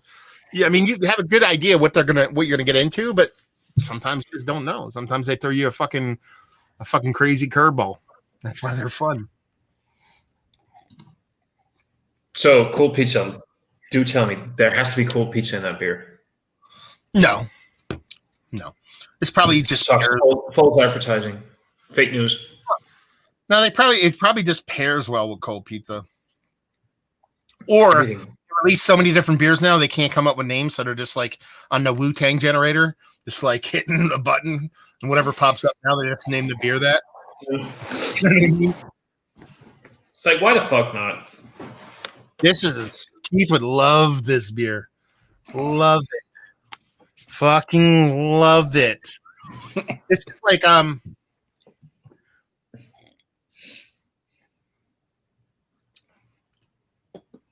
almost drinks like a lager. That's how clean it is. But it's not super aggressive. It's not like a West Coast IPA because you see that coloration and that clarity. Yeah. You automatically think West Coast. And while there is a bittering in there, it is like New Skull flavors. But the best part about it, it is not sweet. It is like no, it's sweet enough to it's not like bone dry or anything like that. There's a sweetness there, but it's not even close to being anything close to sweet. So it drinks kind of like a lager. It's like a Kolsch. It's like a hoppy Kolsch kind of is how it comes off. But the hoppiness is very much like tropical, fruity, non overly sweet, ripened stuff in a very fun way. It was really good beer. Keith doesn't have any. I want to keep reiterating that as much as I can throughout this whole fucking video. Anyway, I have 0 of it. Will you buy some? I can't buy some. No, I'll put your. They don't distribute out here, even though I think they're coming to PA like soon. Are they? Yeah, I mean they didn't tell me that, but somebody who buys beer in PA told me that. So we'll see that's what. And if they're coming to PA, they'll probably come out this way, also. But no, they sent a lot of beer out to beer tubers. Just as Keith isn't one of them yet. I mean, he's only forever. Listen, Keith got the quickest beer in the history of starting a channel, so he shouldn't complain about anything. Well, I don't know. I know. I was like, I'm thinking of starting a channel, and then Kyle was like, "It's on the way." Yeah, no, I don't even count that one because that's somebody you know previously. You got a beer mail from Kyle. How many beer mail? That's from what I'm Kyle? saying. Not. Oh, I thought you were talking about Binghamton Kyle. No, I'm talking about Brooklyn Kyle. Brooklyn Kyle. Oh, okay. Oh, because Sean sent you the beer mail that before you started the channel. Right? Yeah, the first. Yeah, but yeah, Kyle, and then it's like, what the fuck, dude? It's been like 2 years of the beer mail. Yeah, and he sent you 2, so you can't complain. And apparently he's sending me another one soon too. So I don't know. Kyle, if you're watching, you're a fucking maniac. Yeah, I know. He said I got one 2 days ago. The man's crazy. Apparently, we're hanging out at his new pad when we get shitty in Brooklyn. Oh yeah, I forgot to mention that. I can't wait, dude. That's gonna be a shit show. Yeah. He said he sent me 4. They sent me 4 evil twin crowlers. Yeah. He told me about the lagers, and I was like, I wanna maybe. Are you drinking those? Did you drink those? They're gone, dude. They're gone already. Because it was like they're 2 sub 5% lagers. One was a rice lager, purple rice lager. One was this multigrain lager. I was like, cool. And then the hazy. And then I'm like, I'm doing the unboxing. I'm like, oh, lager, great, lager. And I'm like, oh, another lager, great. And I'm like, oh, look, an IPA. And I'm like, oh, it's only 6%. I'm like, great. And then the third one's like a 12% banana Sunday fucking stout. I was like, awesome, 32 ounces of fucking hate in a fucking can. This is gonna be fucking awesome. Did you drink that yet? No, man, I can't do it. I gotta be. I think I have to do that review on purpose, like drunk. We got to make sure I'm drunk before I do it. You want to be like, oh yeah. And just add that to the list. And then shotgun it with like a straw, just like go. Let's get fucked in this entire live stream and then film the review. Do it. You want to add that to the list next week? Why not? Should we do next week as a live stream where we just progressively get worse and worse and worse throughout the day, to where towards the end it's like I'm passed out and you're just like, oh my god, I'm just going like this. That is literally what it is. That is literally what it is. And then it just ends shortly after Katie shows up and she's like, Keith, we gotta go. We gotta. No, where's Katie anyway? Where's Katie? She is hanging out with her friend. Oh, you said Katie was going to join. Yeah, depending on how long we go for. No, a better ending is that we just randomly somehow stumble off camera to eat salsa and chips because that's apparently all that Keith can eat at my house. And then we just hear Katie yelling at you in the background, and the live feed goes like it's still going live for the 10 hours that I'm sleeping, but nobody's around. You just see Taco randomly pop up and sniff shit. And that would be awesome. yeah, and that's about right. Oh man, that would be freaking awesome. I would love to at one point have a very, very, very pregnant woman walk into screen just looking at the floor going, fuck this shit anyway, go back to bed. Yeah. Gonna be my wife, man. She's just like, my wife locks herself in the bedroom when it's time to go to bed. She's like, I'm in there. I only come out to go pee. So I could be on the floor like dead, and unless she could see me from the bathroom or bedroom, which is not going to happen until 7, 8 in the morning comes around. I'm on my own. I'm on my own. On my own. Oh, never. No, I'm not gonna sing this one live stream. Sorry, I'll not sing for one live stream. So on the comments, we got all the cold pizza fucking votes are coming in. Divorce saying I'm finished the last steps of Robert the Great from Struce. To support barrel aged Russian Imperial Stout feels more like amped up quad on the nose and bitter roast bite in the palate. I mean, Black Albert from Struce is probably my favorite Russian Imperial Stout of all time. So I don't know why they'd even make anything but that. And like, why are they making? Is Robert the Great like the barrel aged version of Black Albert?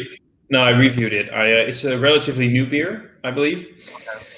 Or new as in, I think knowing the styles, they always barrel age their beers for quite a while. I couldn't find the damn bottle because I reviewed it. And I could look for the bottle, but then I'd have to rummage through some boxes here and there. But I actually really enjoyed it. And Davor and I were talking about this on Messenger just now. There's a few different batches, like with what we talked about with Bourbon County. Not all Bourbon County is bottled on the same day. They have like several batches going on. So maybe there was something in his batch that was a little bit different because he gave me some notes, and I didn't feel it was an amped quad. I feel that was definitely a barrel-aged Russian Imperial Stout, and the port really was there. But if you take a Russian Imperial Stout, okay, and you put it in a port barrel, what are you doing?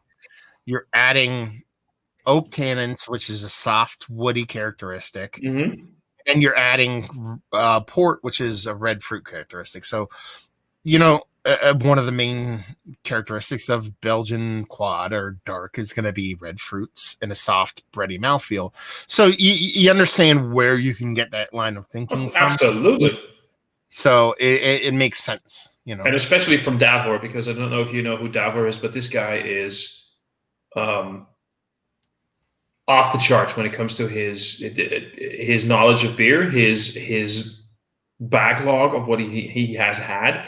And if he gives you a glimpse into his cellar, it is monumental. So he does know what he's talking about. No, I know Davor just from YouTube commenting and live streams and stuff like that. You know what I mean? So I know who he is, but I don't know anything about his cellar or anything like that. Comments. Yeah. 3Ts, 3M saying try Mexican beer. Okay. The XX Amber and Modelo Negra. Then he comments the same exact thing, but with please. So I appreciate the manners, and asks us to do it again. And again. So we will try to fulfill that role. Actually, did you know that like a Negro Modelo ended up being? I don't know if you've ever heard of that beer, Thomas. It might be. I think I've had it once. It's basically like a Mexican dark lager. It's like it became like one of the most popular beers in the United States for a period of time right before the pandemic, in a weird kind of turn of events. Because it was like for some reason they never figured out why. But it's always been a popular beer. I don't know who owns it. I don't think Corona owns it. I think it's like it's either a Bud Miller Coors kind of thing. They own it, but it ended up becoming like one of the more popular kind of beers just randomly. Like for some reason, people gravitated towards it. But it's actually not like a horribly bad beer by any stretch of the imagination. But yeah, I'm pretty sure I've had it. I don't know. Oh, that's. It Bro. sounds even better when you're muted, Keith. By the way.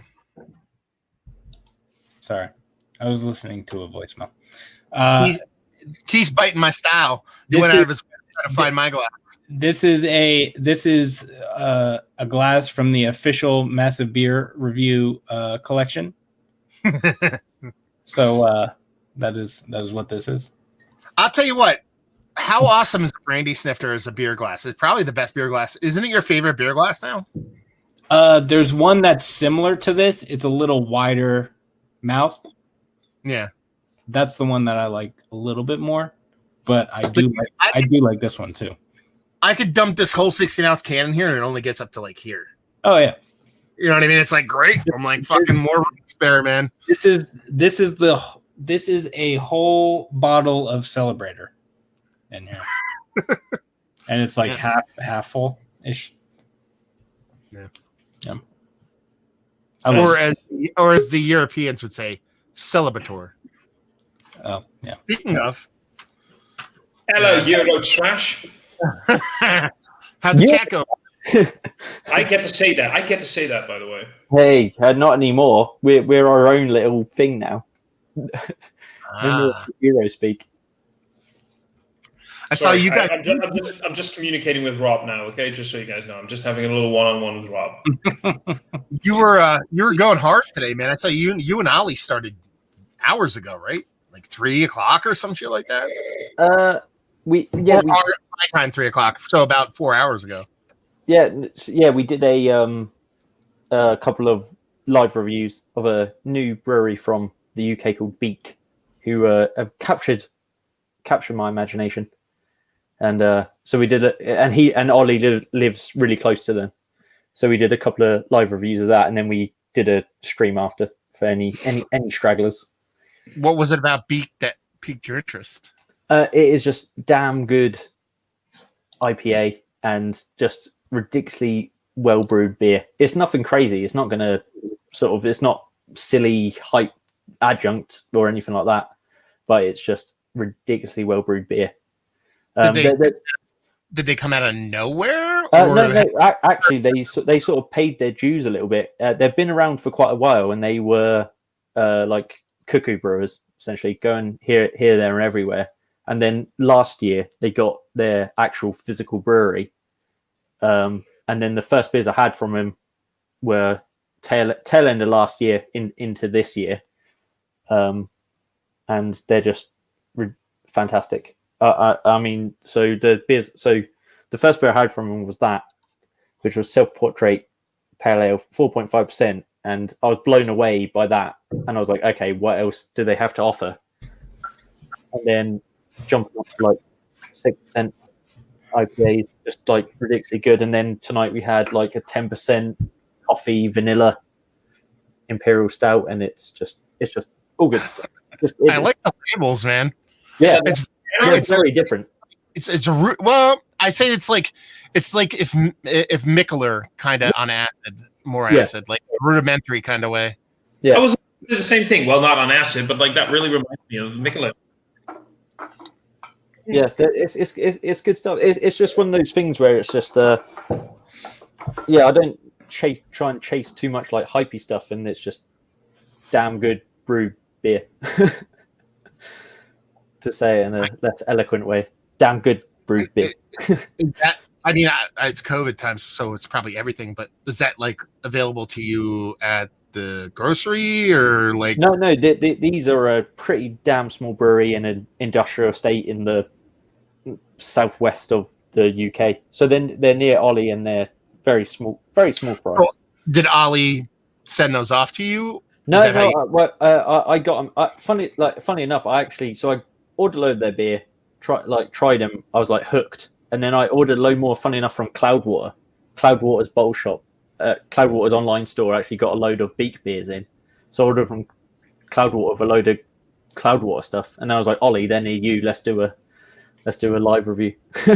That's such a funny concept. It's so rare for United States breweries to sell other breweries' beers.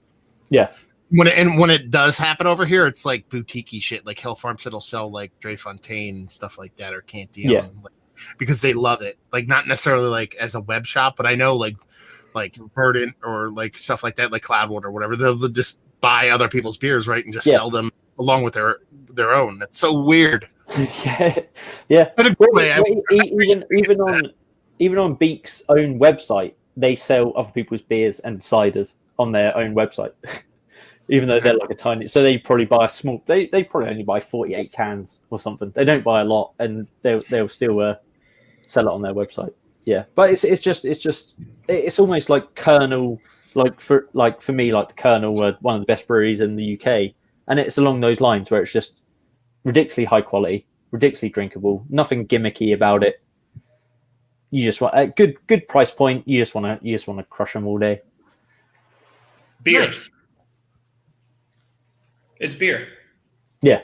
Yeah. How it I mean, should that's, be. yeah. It sounds like a stupid comment to make, but like that's what you want. And it's rare for me to nowadays to get excited by a brewery.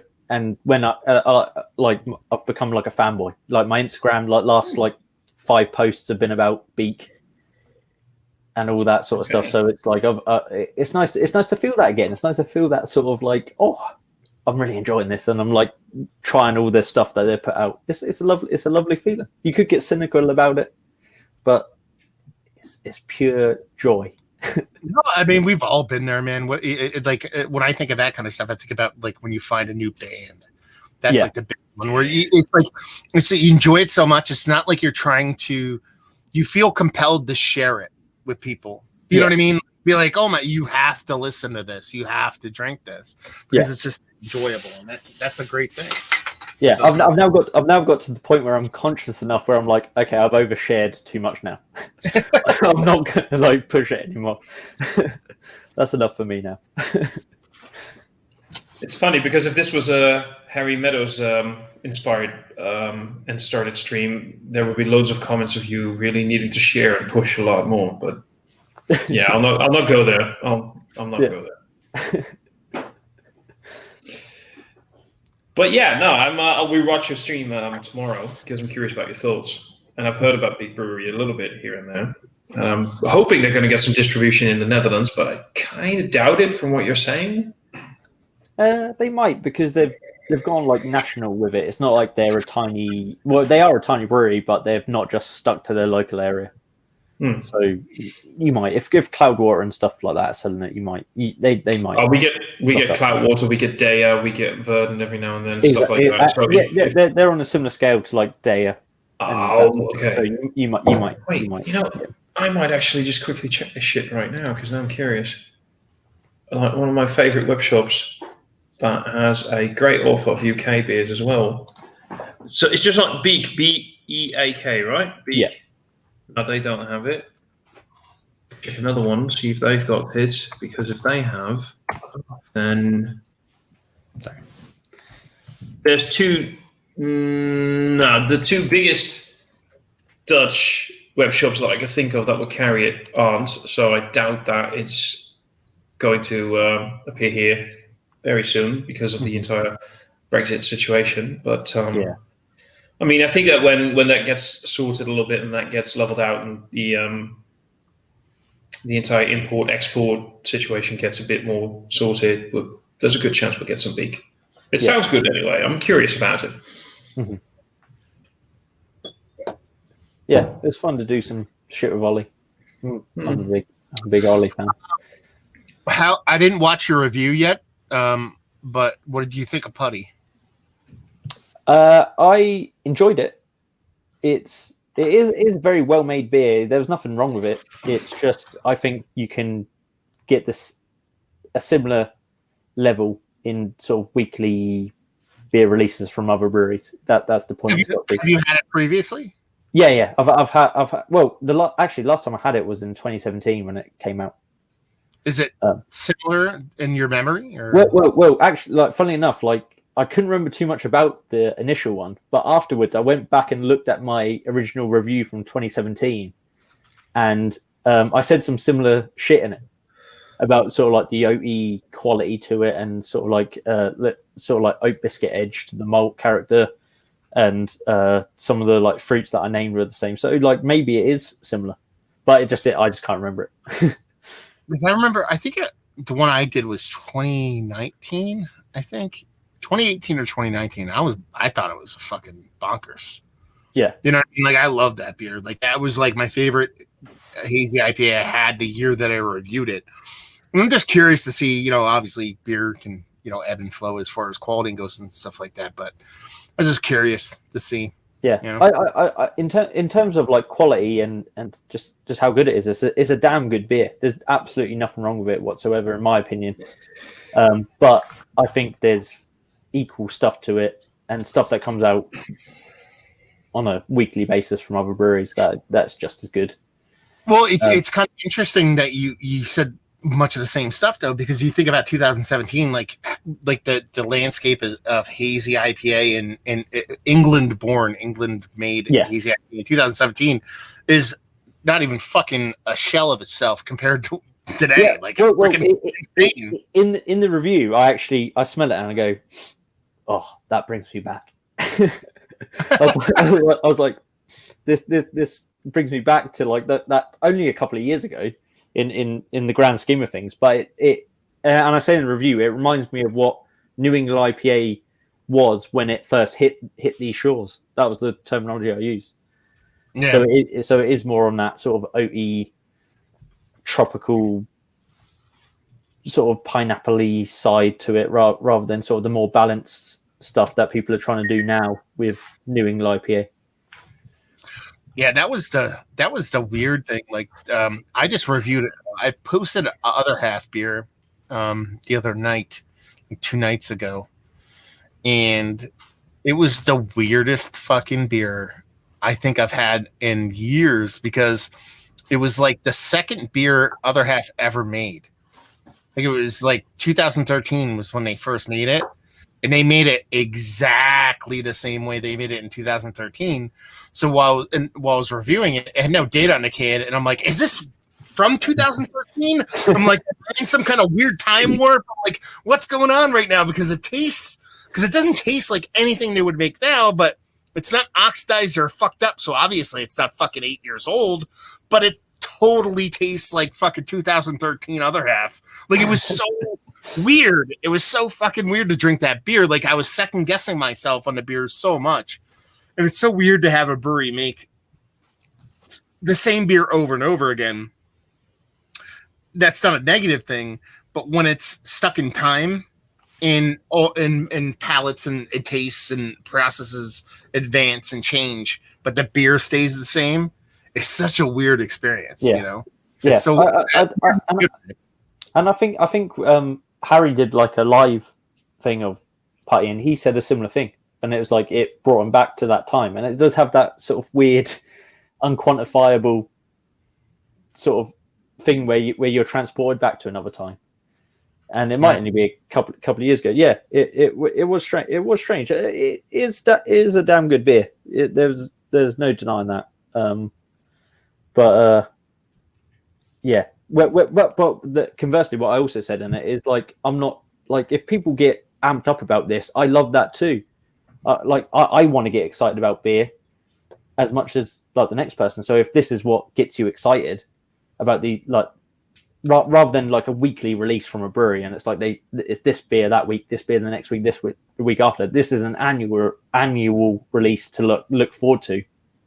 And it's a bit of a sort of a cohesive sort of everyone in it together sort of trying this beer. And I quite like that. It's not the whole sort of, oh, did you try that one? It's like, no, I didn't, but I tried that one. It's like, oh, I didn't manage to get that one. But like, it's an annual release of Putty. Most people will be able to get it if they try. And you can sort of all try it together. I quite like that. You could be cynical about it, but yeah, no, I mean, and I love being cynical about things, but it's like it's actually funny because it's exactly the same premise as the finding a new band thing, and that, like, you know, you find a new band, you find new music, you want to share it with people, but music is also the thing that when you hear a song, it transports you back to a different time, and that's kind of the similar thing with the beer, and that, like, a lot of times we have this, you know, new beer new beer. But then when you revisit something like Putty, which isn't that old, but let's say you revisit a Celebrator or a Trappist beer or something like that, and 9 times out of 10, it's going to transport you back to a different time. And it's kind of cool how that works. You know what I mean? Yeah. Like, Oh, definitely. what do you think, Thomas? You get sleepy. I'm not sleepy. I was listening intently, and I just love the fact that you guys have apparently this sort of total recall when it comes to remembering what a beer tasted like 3-4 years ago. And Oh, it's not total recall. It's very hazy. It's very hazy. I was listening intently, actually, and I've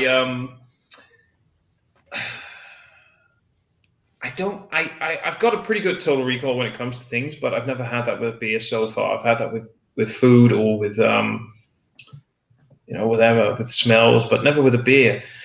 What I do think is interesting is that it says something like, Matt, you just mentioned the other half beer, right?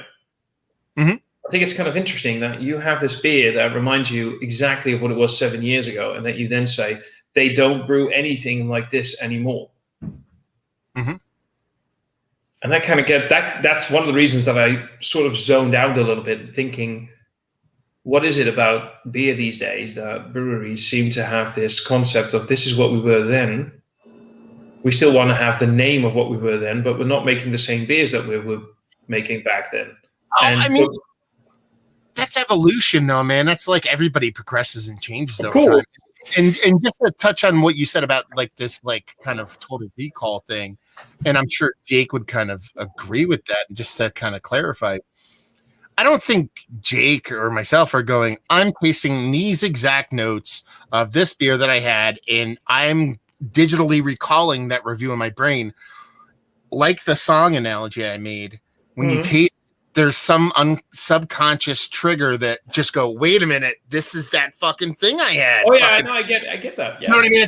It's not like some genius plan to where we're like file cabineting away these flavor notes. Maybe Jake is, I don't know, and I want to speak for him. My memory's not good enough. But it's like every now and then you have something and it's like, holy shit, I fucking remember this. You didn't even remember it a second ago, but you remember it now. But anyway. Of course, we've all had that. I mean, I've had it with the weirdest shit. I remember waking up from a dream once where in a dream I encountered a person that I haven't talked to in years, and I didn't even remember really what the person sounded like. And for some reason, I woke up remembering exactly what the sound of the voice was. Weird shit like that. That your brain works like that. Your brain stores a lot more information than you really know. The point was, the thing that got me sidetracked is that I mentioned this when this stream started. This beer, right? That brewery, that Love and Hate thing. He's doing another fucking Jenny, that motherfucker, and he's pouring it like an asshole, and I love it. He gave me one of those, so I'm gonna. But what I meant, yeah, sorry. He gave me one of those today, and I'm actually looking forward to it. Like, wait.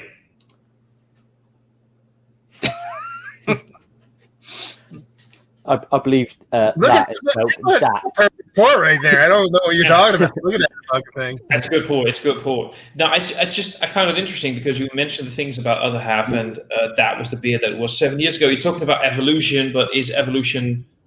Well, evolution in the sense of the word evolution is always basically progression. It's getting better. I'm not sure I always agree on that, and I remember that. The brewery I talked about with this beer, that I sometimes feel they can have a decline because they want to improve on what they had and follow a hype, follow a trend, follow a fashion, and sometimes forget that what they had was just amazing and just fucking perfect, and don't fucking mess with it, and don't try to change it and up what you had, but keep what you've had consistent. And I think there's a lot of breweries out there, a lot of craft beer breweries that just sort of lost their je ne sais quoi, what made them, that quality that made them what they were. And they realized this entire fashion sense, this entire thing that's going on. Matt is really weird with his phone there on the. I'm not trying to. Well, no, I've just made history.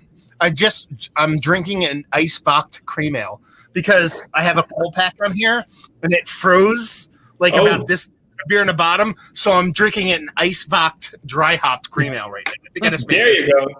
Live That's what I stream was- history. It's the ice-bocked off fluids in the bottom. That's cool. That's a cool thing. No, Because that's how that works. You That were was basically my entire point. That's just the point that I was trying to make at like it's fuck o'clock for me. Yeah.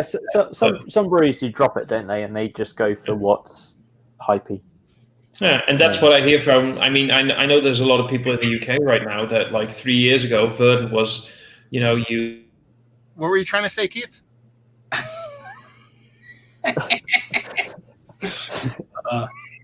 I was just gonna ask. You're talking about that IPA from.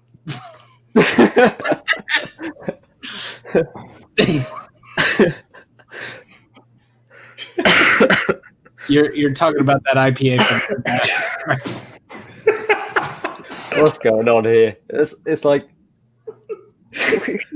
the cup game. Block Thomas completely.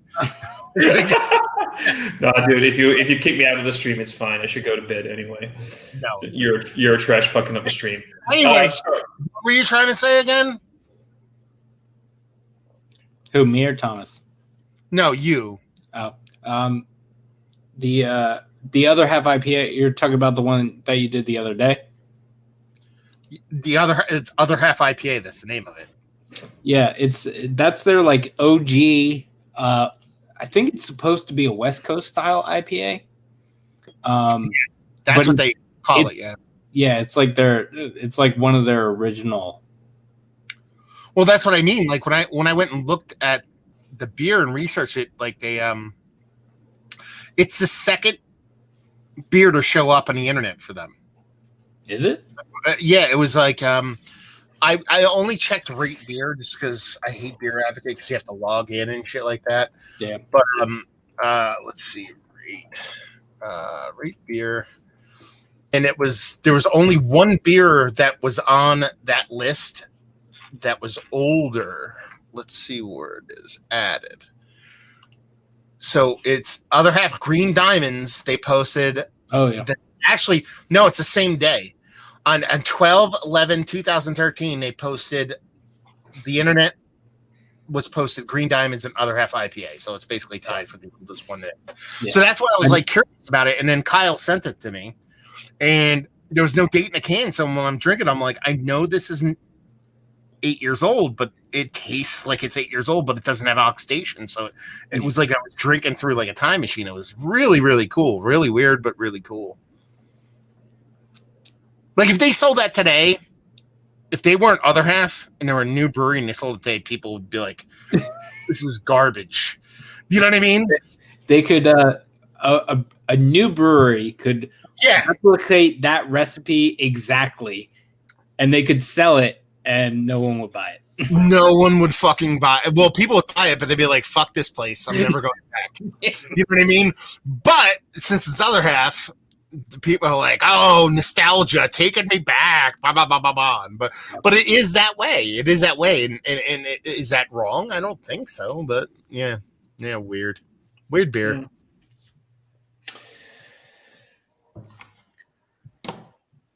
I'm gonna get the fuck out of here. Why? Because I'm tired as fuck. What are you doing? You got nothing. It's it's like 1:30 over here, man. Yeah. It's midnight. Yeah. So Do me one favor, Thomas. Hang out until Yeah. I take a leak. Then you can leave. All right. okay, wait. We'll see. Because am I the only one disturbed by the fact that Matt wants to wait for me to You have to wait. pee? You must wait. He wants to know that I'm still here when he comes back from peeing, and I'm a little bit freaked out by that. No, dude, nothing going on. Evening. Thomas always leaves when I arrive. Yeah, well, I'm making room for the awesomeness, Adam. Is Adam actually arriving?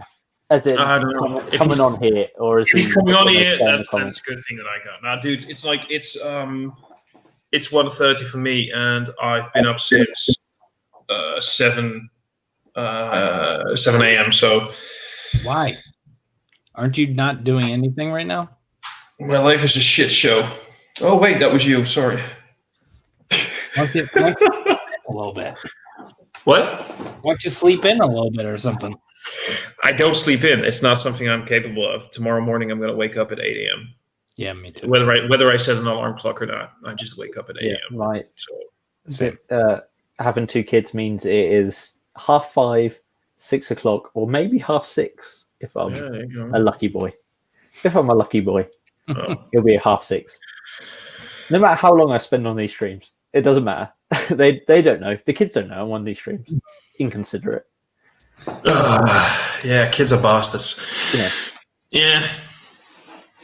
There's many times during things like streams like this where I'm very happy that I don't have children. Actually, yeah. I'm like, that's good. It's a good thing that I'm. But also they're the best hangover cure. Children are the best hangover cure because you have to look after them. You can't not. You can't. So you have to get up. You know what the best hangover cure is? What's that? Beer. Don't get drunk.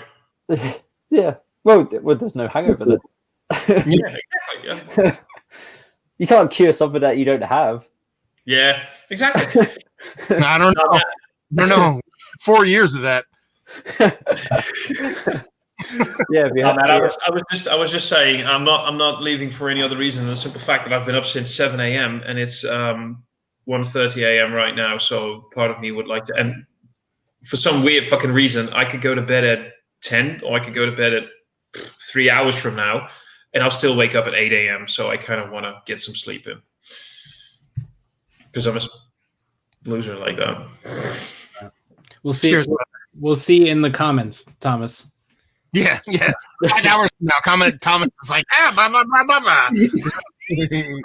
Something like that. That's kind of who I am, isn't it? Now, guys, you guys have loads of fun, and I'll see you guys in another stream. Okay? Peace out, Jesus. Peace out. Did you say Jesus? He looks like a pale, like drawing of Jesus that Yeah. wait make. Yeah. Short hair Jesus.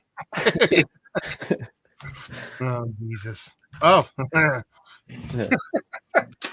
Holy fuckle. 2 hours in, man. Yeah. Jesus. What do you have for the rest of the weekend, Keith? You doing anything beer wise or hanging out with the woman or what's what?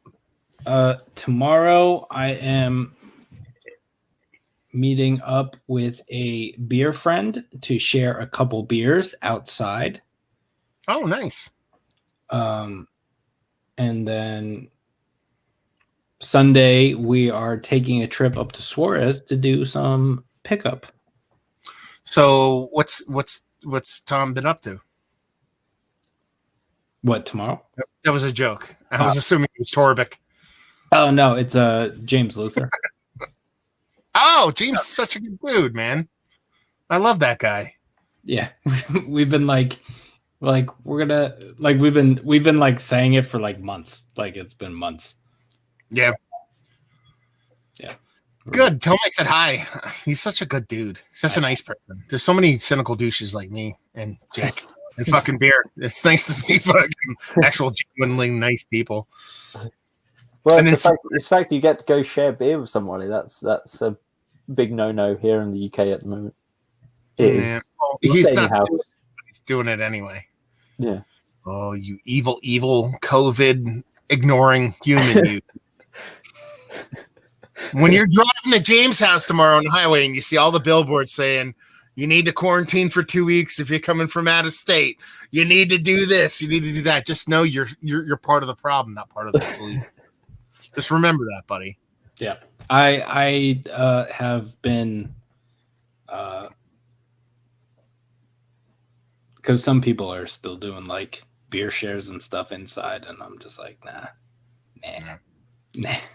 Like, we can do it outside, fine, but like, I'm not gonna. So what you're saying is I have to break out the heaters next weekend? It'll probably be like 60 degrees, so it won't even matter. Now Suarez, let's talk about that. Are they releasing anything specific that's making you go up there, or are you just going up there because it's Suarez? And doesn't No, matter. we were going to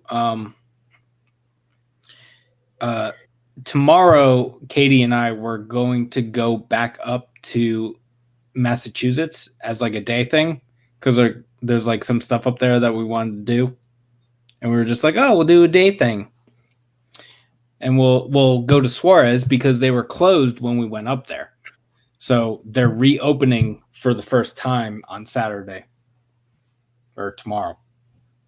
And we're not doing that. We decided that we didn't want to spend six plus hours in the car in a day. So we are doing something else tomorrow, and then we are going to just do a short trip up to Suarez, which is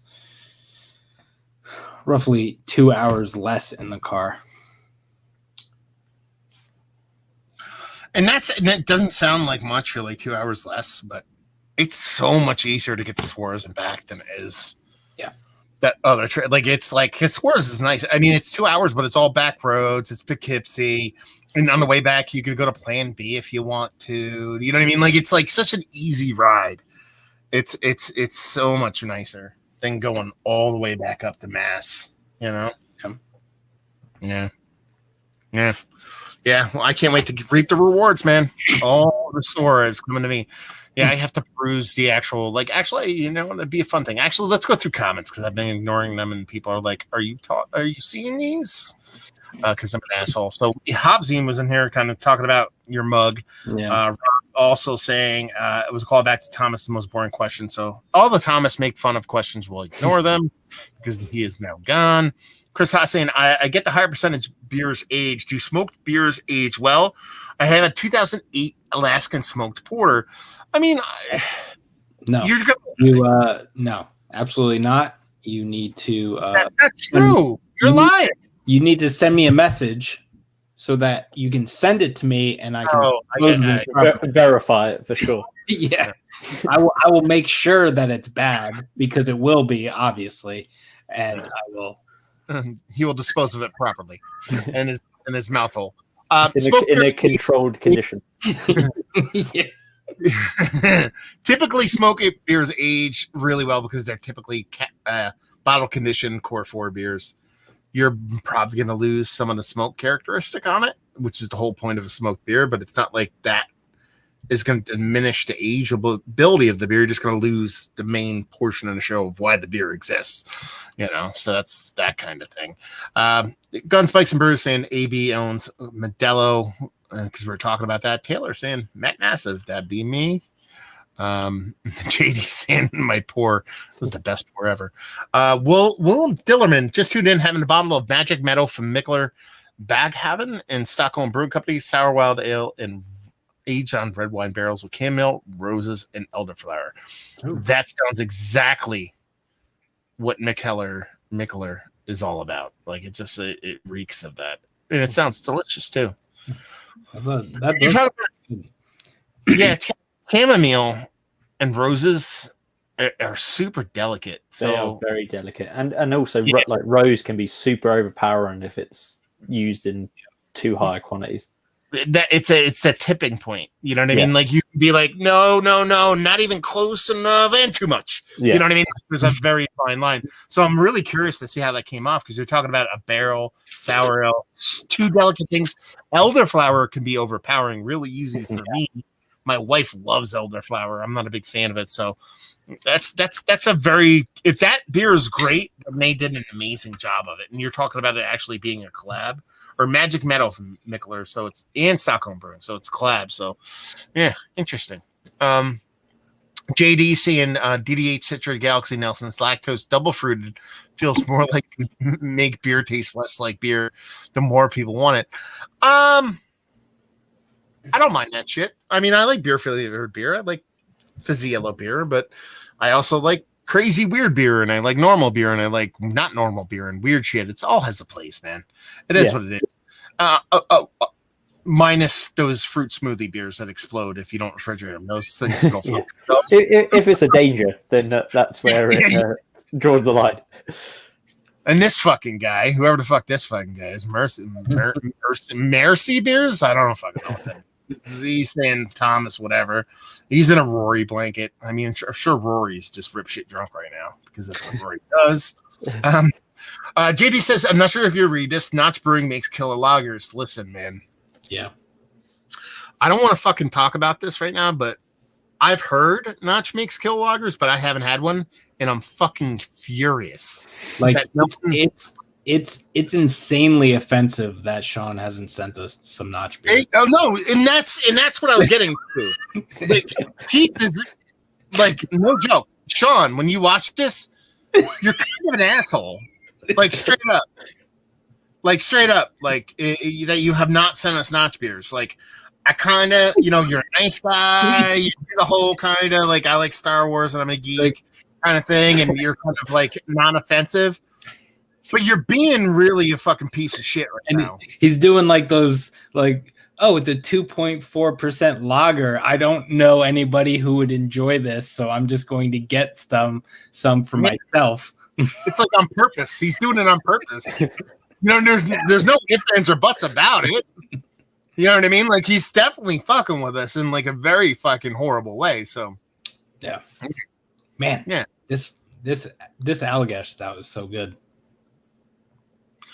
This Jenny Cream, dry hop Jenny Cream, DDH baby, fucking fuck. We have a Triple T Triple M saying give those Mexican beers a chance. Hello from Northeast Mexico. I'll fucking review Modelo. I don't give a shit. I'll go buy some. And it's not me dismissing it with the beer. I just I haven't done it yet. So we were as Matt might know, one of the first nights we went on, Katie and I went on our trip, we got 40s of and then we were gonna do like a 40 a night, but then we didn't feel like leaving again because it's like 15-20 minutes to the nearest thing, or actually it was longer than that. It was like 25 minutes or something. So we were like, oh, we won't do it. And then we went and got, I think there were like 24 ounces, and we got Modelo. Mm-hmm. That was pretty good. Yeah, it's not bad, man. It's drinking beer. Adam says, drink a day is saturated in Sidra. If it didn't set an alarm or have a dog, if I didn't set an alarm or have a dog, I'd sleep until 4 p.m. That's code for I'm getting rip shit drunk. Michael Lebinsky on the Facebook saying, yay beers. I concur. I think we all concur on the yay beers. Yay beers. Yay beers. Oh, Adam's like, or stay drunk. Like that's a question or. And now I have oh shit, you're going down the Depeche Mode road, man. That's not good. You need to turn back. Throw in some fucking, I don't know, you got to throw in some pop punk or something to kind of get yourself in that mindset. Ask Keith. He's gone down the Depeche Mode road way too much in his life. So yep, we're gonna give it a chance, man. JD talking about drinking, I forget what we were talking about, drinking beers. He's like, I'll bring the propane, me and you, Keith, hanging outside. Michael Gibson, can we do a live hang over the weekend? I work 13 hours a day during the week, and I wanna fling with the boys. I don't know, fling maybe with the boys. Oh, wait, Friday is the weekend, isn't it? Okay, yeah, we could do one. Wait, no, motherfucker. I was doing like Sunday hangs all the fucking time, so stop complaining. Suarez, are they the lager kings of the East Coast? No, Jack Abbey's the lager kings of the East Coast. But Suarez is like the small itty bitty boutique lager king of the East Coast. Sub 5% lager. Sub 6. They dip in 5s. They get into the 5s. Yeah, some of their lagers do, yes. Most of them are like 4. No, I don't think they've ever produced a beer over 6%. I don't think so either. Oh, but they do have that. They posted something about that barley wine that they like brewed like when they first opened. Like over it, they posted about it back in December. Yeah. I'm waiting for that. Well, it's tracking well or something like that, or you know what I mean? Like it's gonna be like Dan's gonna be like, okay, It's now appropriately aged. It's now 15 years old. We can finally rack it in the barrels, and for it's going to be 15 years. It's finally viable for Be human consumption.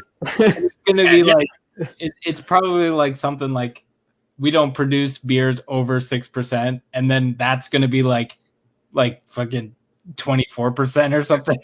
Yeah, it'll be the only beer they ever, and it's back to the 1%ers. It's like now we only produce table beer sub 3% because we have to balance the one barley wine we released. It's funny. I did a beer review of this Krostritzer, and I was like the whole time it's a Schwarz beer. It's like it's mass produced. You can find it everywhere. And in the review, I actually made a big stink about it, going, I've never had this beer before. And literally this morning, I could fucking bring it up. I think it was today or yesterday. I was like, yeah. I'm like, I posted you chugging those like all night. One time. Well, no, I posted this beer review a couple days ago, saying, yeah, I've never had this beer. I'm ashamed by it. And then I see a memory pop up on Facebook of me drinking it in 2012. I mean, it's like, yeah, drinking this proper glassware, fucking. I'm like, yeah, in the review, I'm like, yeah, I've never had this before. That's crazy. You know what I mean? How I never had it before. Yeah, face looks like, yeah, dude, you had it fucking 9 years ago. You fucking. I've recorded maybe, including the ones I haven't posted yet. I'm probably at like 70 or 80 beers, and I'm already getting that. I'm like, I don't like when I started looking at the Suarez beers, I was like, did I review this one already? I don't know. So I can't imagine what it's beers I reviewed last week. I'm like, wait, didn't I review that last week? I don't remember. I'm like, clickety clack. I'm like, I don't know. Oh man. Anyway, and Joe Biden's crazy. Let's see. Rose and hibiscus can be oof. Yeah, I mean, Rose can be crazy, like Jake was saying. But it has to be a certain kind of beer. Like you put a ton of Rose, like Carton does a Rose Porter. I don't think you can get, I mean, I'm sure you could, but it's very hard to get crazy with Rose and a Porter. Mm-hmm. So I think with malts and stuff like that keeps in check. But if you have a lighter, delicate beer, get kind of crazy. Hibiscus can get kind of crazy, but it's probably one of my favorite kind of flowery notes. Yeah. If it goes too far, it gets a bit like jammy. Gets a bit sort of like raspberry jam. Yeah, but if you go too heavy on it, it gets perfumey. It gets a little bit like, just a little bit too much. Well, on that note, I would just like to say, so when we were away, I found a bottle of, I don't know how old it is, but a Springdale, which is Jack's Abbey's thing.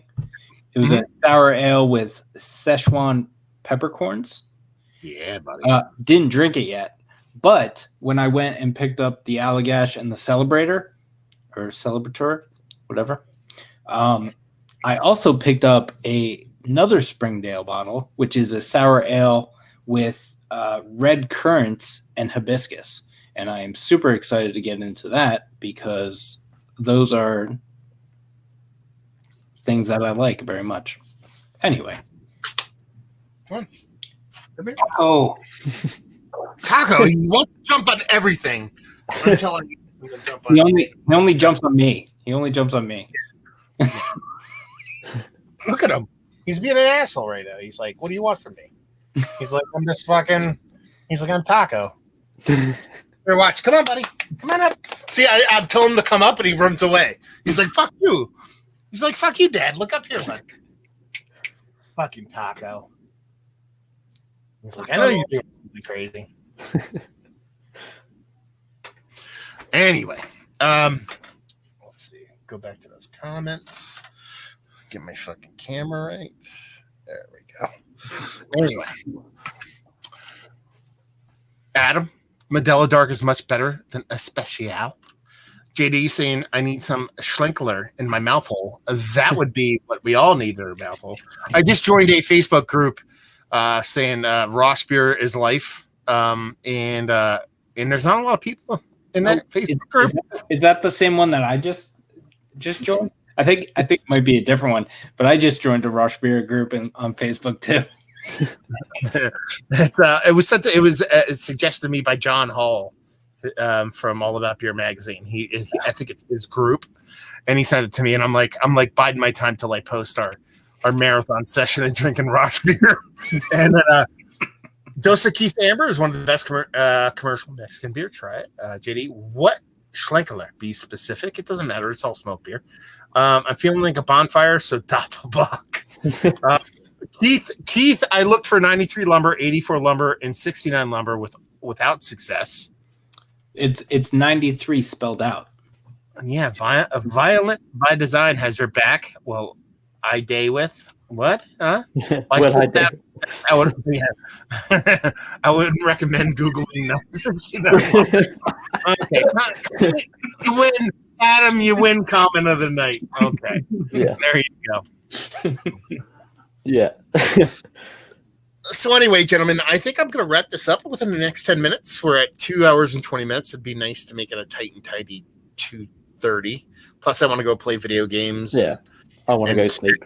I smack my dog around and eat some sausage and peppers that have been sitting on my counter for about 6 hours. So, yeah, a whole bunch of fun stuff. And the comments keep flying in, you motherfuckers. Here we go. Violent by Design. Just finished Mando. Late to the party on finishing it, but 1-year-olds will do that for your TV watching. I enjoyed it quite a bit. I mean, I loved it. It's yeah. I waited until the new season was completely done because I wanted to binge watch it and wait, and it was pretty fucking awesome. I'm curious to see where they go. Yeah, where do they take it from here? That's what I want to know. How? Because Grogu and I mean, come back. They've got to come back at some point. That's the thing. It has to come back. And if they do merge back together, the main characters, do they bring that third character at the end of the series back into the fold? You know what I mean? Do they figure out somehow to bring him back? You know what I mean? Is it going to be as easy as that guy being like, fuck him, I'm going to drop him back off with you? You know what I mean? Or now we're rolling together and we're doing different things. I don't know. But, because is there going to be some? I don't know where they're going to take it. Is there going to be some trying to tie it into the films? But they officially said though the newer 3 films aren't canon. Well, that's the thing though, because I don't think it matters because there's going to be a bit of a Ben Solo thing going on. Well, the time frame that this is set in is between 6 and 7. They're not going to revisit that time period. Probably, unless they do a Rogue One or a Solo thing, so they don't have to worry about it. You know what I mean? It's not like it's at the end or before. It's not before 1. It's not at the after 9. Yeah, you know what I mean? I don't think they. And plus, Favreau don't give a fuck. It's not because that's because people saying Ben Solo was supposed to be his first apprentice. I was like, well, they could just write it in that Grogu was his first apprentice, whatever. Yeah, they could just write that in, and that's fine. It's a weird thing. Well, because actually, technically, Leia is his first apprentice or whatever, but whatever. Well, I mean, the actor that portrayed the Mandalorian, I forget his name. Pablo, what's his name? He's in Game of Thrones and. Yeah, I forget his name. Yeah, the Game of Thrones guy. And he did a fucking amazing job. And that's the thing. I think the show is that good, but if they don't cast him, I don't think it's that good. And it's weird because a lot of people said it's all it is fan service. It wasn't, because I think it's trudging its own path. They gave you a bunch of hitbacks to the original Star Wars and the new Star Wars, but it's its own thing. Yeah, but I don't know how it survives without that pairing of Grogu and the Mandalorian. I don't know, just the Mandalorian. It's the father-son relationship that they sort of got. Exactly. Yeah, exactly. So I'm curious to see where it goes. Yeah. But anyway, this is we're not. Sidetrack, sorry. Yeah. Anyway, I just spilled my glitter beer. Well, you deserve it because you were drinking glitter beer. I don't know what to tell you. Luis Rivera saying hello. I need a good hazy that I could find in North Jersey. Kane Sneak Box, 5.4%. Always drinks like a champion. You never go fucking wrong with that beer. What more do you want? Now, if you're in North Jersey, depending on what part of North Jersey you're in, because North Jersey, depending on who you talk to, could be a fucking 300-mile radius. Because, some people are like, hey, fucking Princeton is North Jersey. But then there's some people like, if you're not on the border of New York, you're not in North Jersey. Anyway, Bricks gets a ton of distribution. Burlington Beer Company just started in New Jersey, and everything I've had from them has not only been delicious, but has been hyper fresh. I know Carton gets a little bit of hate from people, but their hazy, the hooks have been really, really good. There's a bunch, North Jersey, if you want to drive to a brewery, go to Twin Elephant. There's a bunch of really good hazy stuff, but off the shelf hazy. Like if I'm going in a store and I want to be assured that I'm going to get something that is relatively low ABV and give me an impactful hop presence, there's not much better than Sneak Box, man. That shit is fucking fantastic. Violent by Design says, what are you going to play, Matt? I'm actually running through the Assassin's Creed series. I used to be a big Assassin's Creed fan, and I kind of let it go. And I was kind of treading water as far as video games go. There wasn't anything that was piquing my interest. I actually just finished doing a rerun through BioShock. I did BioShock 1, 2, and 3. And I was like, let me revisit Assassin's Creed. So I'm doing that now until I can finally secure a PlayStation 5, because that shit's been a nightmare. I try it every fucking day. Anyway, Impy Stout, R2T2, whatever. Sorry, South Jersey. Okay, that's a different story. South Jersey, Tonewood does a bunch of good stuff down that way. Cape May makes a really good hazy IPA here and there. It's mass marketed, or mass produced, or easily off the shelf. You probably can get Kane down there too, because depending on how south you are. What's that one brewery? God damn it. Forgetting this one brewery. The Seed just opened in Atlantic City. They're a farmhouse brewery, but they're doing a bunch of double IPAs.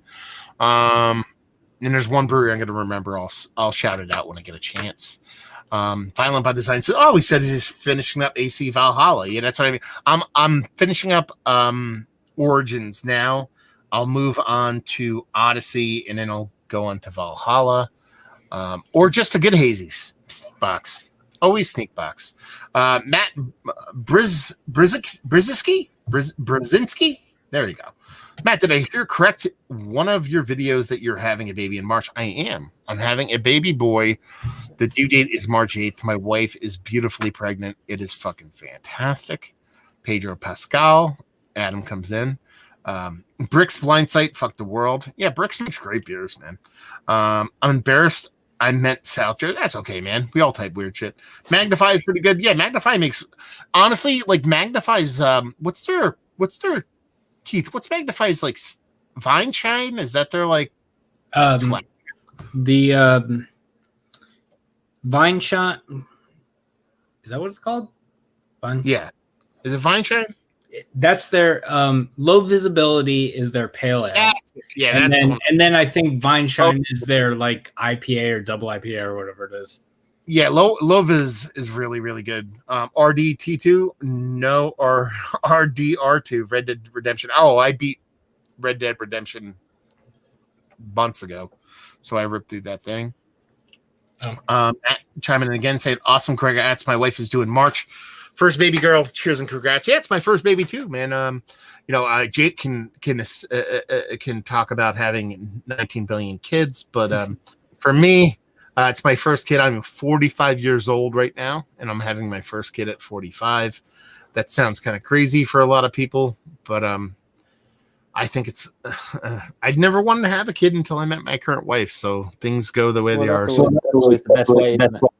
Oh yeah, honestly, it's and this is going to sound like super egotistical or super stuck up or whatever you want to call it. If everybody thought the way I thought, the world would be a better place. You know what I mean? Because it's like Cletus that's dropping his fucking load in fucking drug hooker you can find that has 13 billion kids is the reason why Idiocracy is a democracy and not or is Idiocracy is a documentary and not a fucking work of fiction. You know what I mean?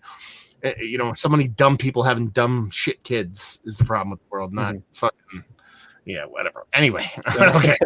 Little Vince is great. Holy shit, we would have done a weird thing right there. Anyway, what do you got there? I just wanted to show you because I mentioned it in the one live stream that I jumped on Friday or Saturday that you guys were doing. And I talked about this beer. Oh, is that Cape May? This is Cape Ann. This is that bottle of Belgian style sour stout with black currant aged for a year in Cabernet Sauvignon barrels. And then we went before we left and I bought it. So you have that to look forward to. I have no idea how old this is, but it's got like bubbles in the oh yeah. That's proper dirty. This is I'm actually looking forward to it. But yeah, that neon green fucking price tag makes it just pop. Well, it was like $25 or something originally, and now it's down to like 13. So, oh, okay, Price Club, getting that value added plus. Yeah, that's with the actual sticker gun. The actual. Okay, gentlemen. I'm gonna call this a wrap. I want to head out. So I'll go to bed. Okay, I was gonna be like, if you guys want to hang out, you're more welcome. So we'll just end it here. So thank you very much for everybody stopping by. We got through pretty much all the comments. If we missed one, I am so sorry. If you want to check out everybody in the chat here, Thomas Opent has left. You can go check him out as Thomas Opent Beer Review. Keith is 93 Lumber. You must be very vigilant and type that out. 93 is numbers, 93 spelled out with text. If you want to make it easier for yourselves, you just have to go subscribe, and then it'll just start popping up. Well, they got to find you to subscribe, bud. That's what I'm trying to tell to how to find you. So, or you can go to my channel and then just look around my channel. You'll find me there. and Jacob, how does everybody find you on the old YouTubes and the internets? Jaco Beer everywhere. Jaco Beer on YouTube, Instagram, Twitter. Jaco Beer, you'll find me. There you go. So cheers to all you guys. We're happy to give advice, and hopefully you guys enjoyed this little chat, and hopefully see you next time. Peace out, y'all.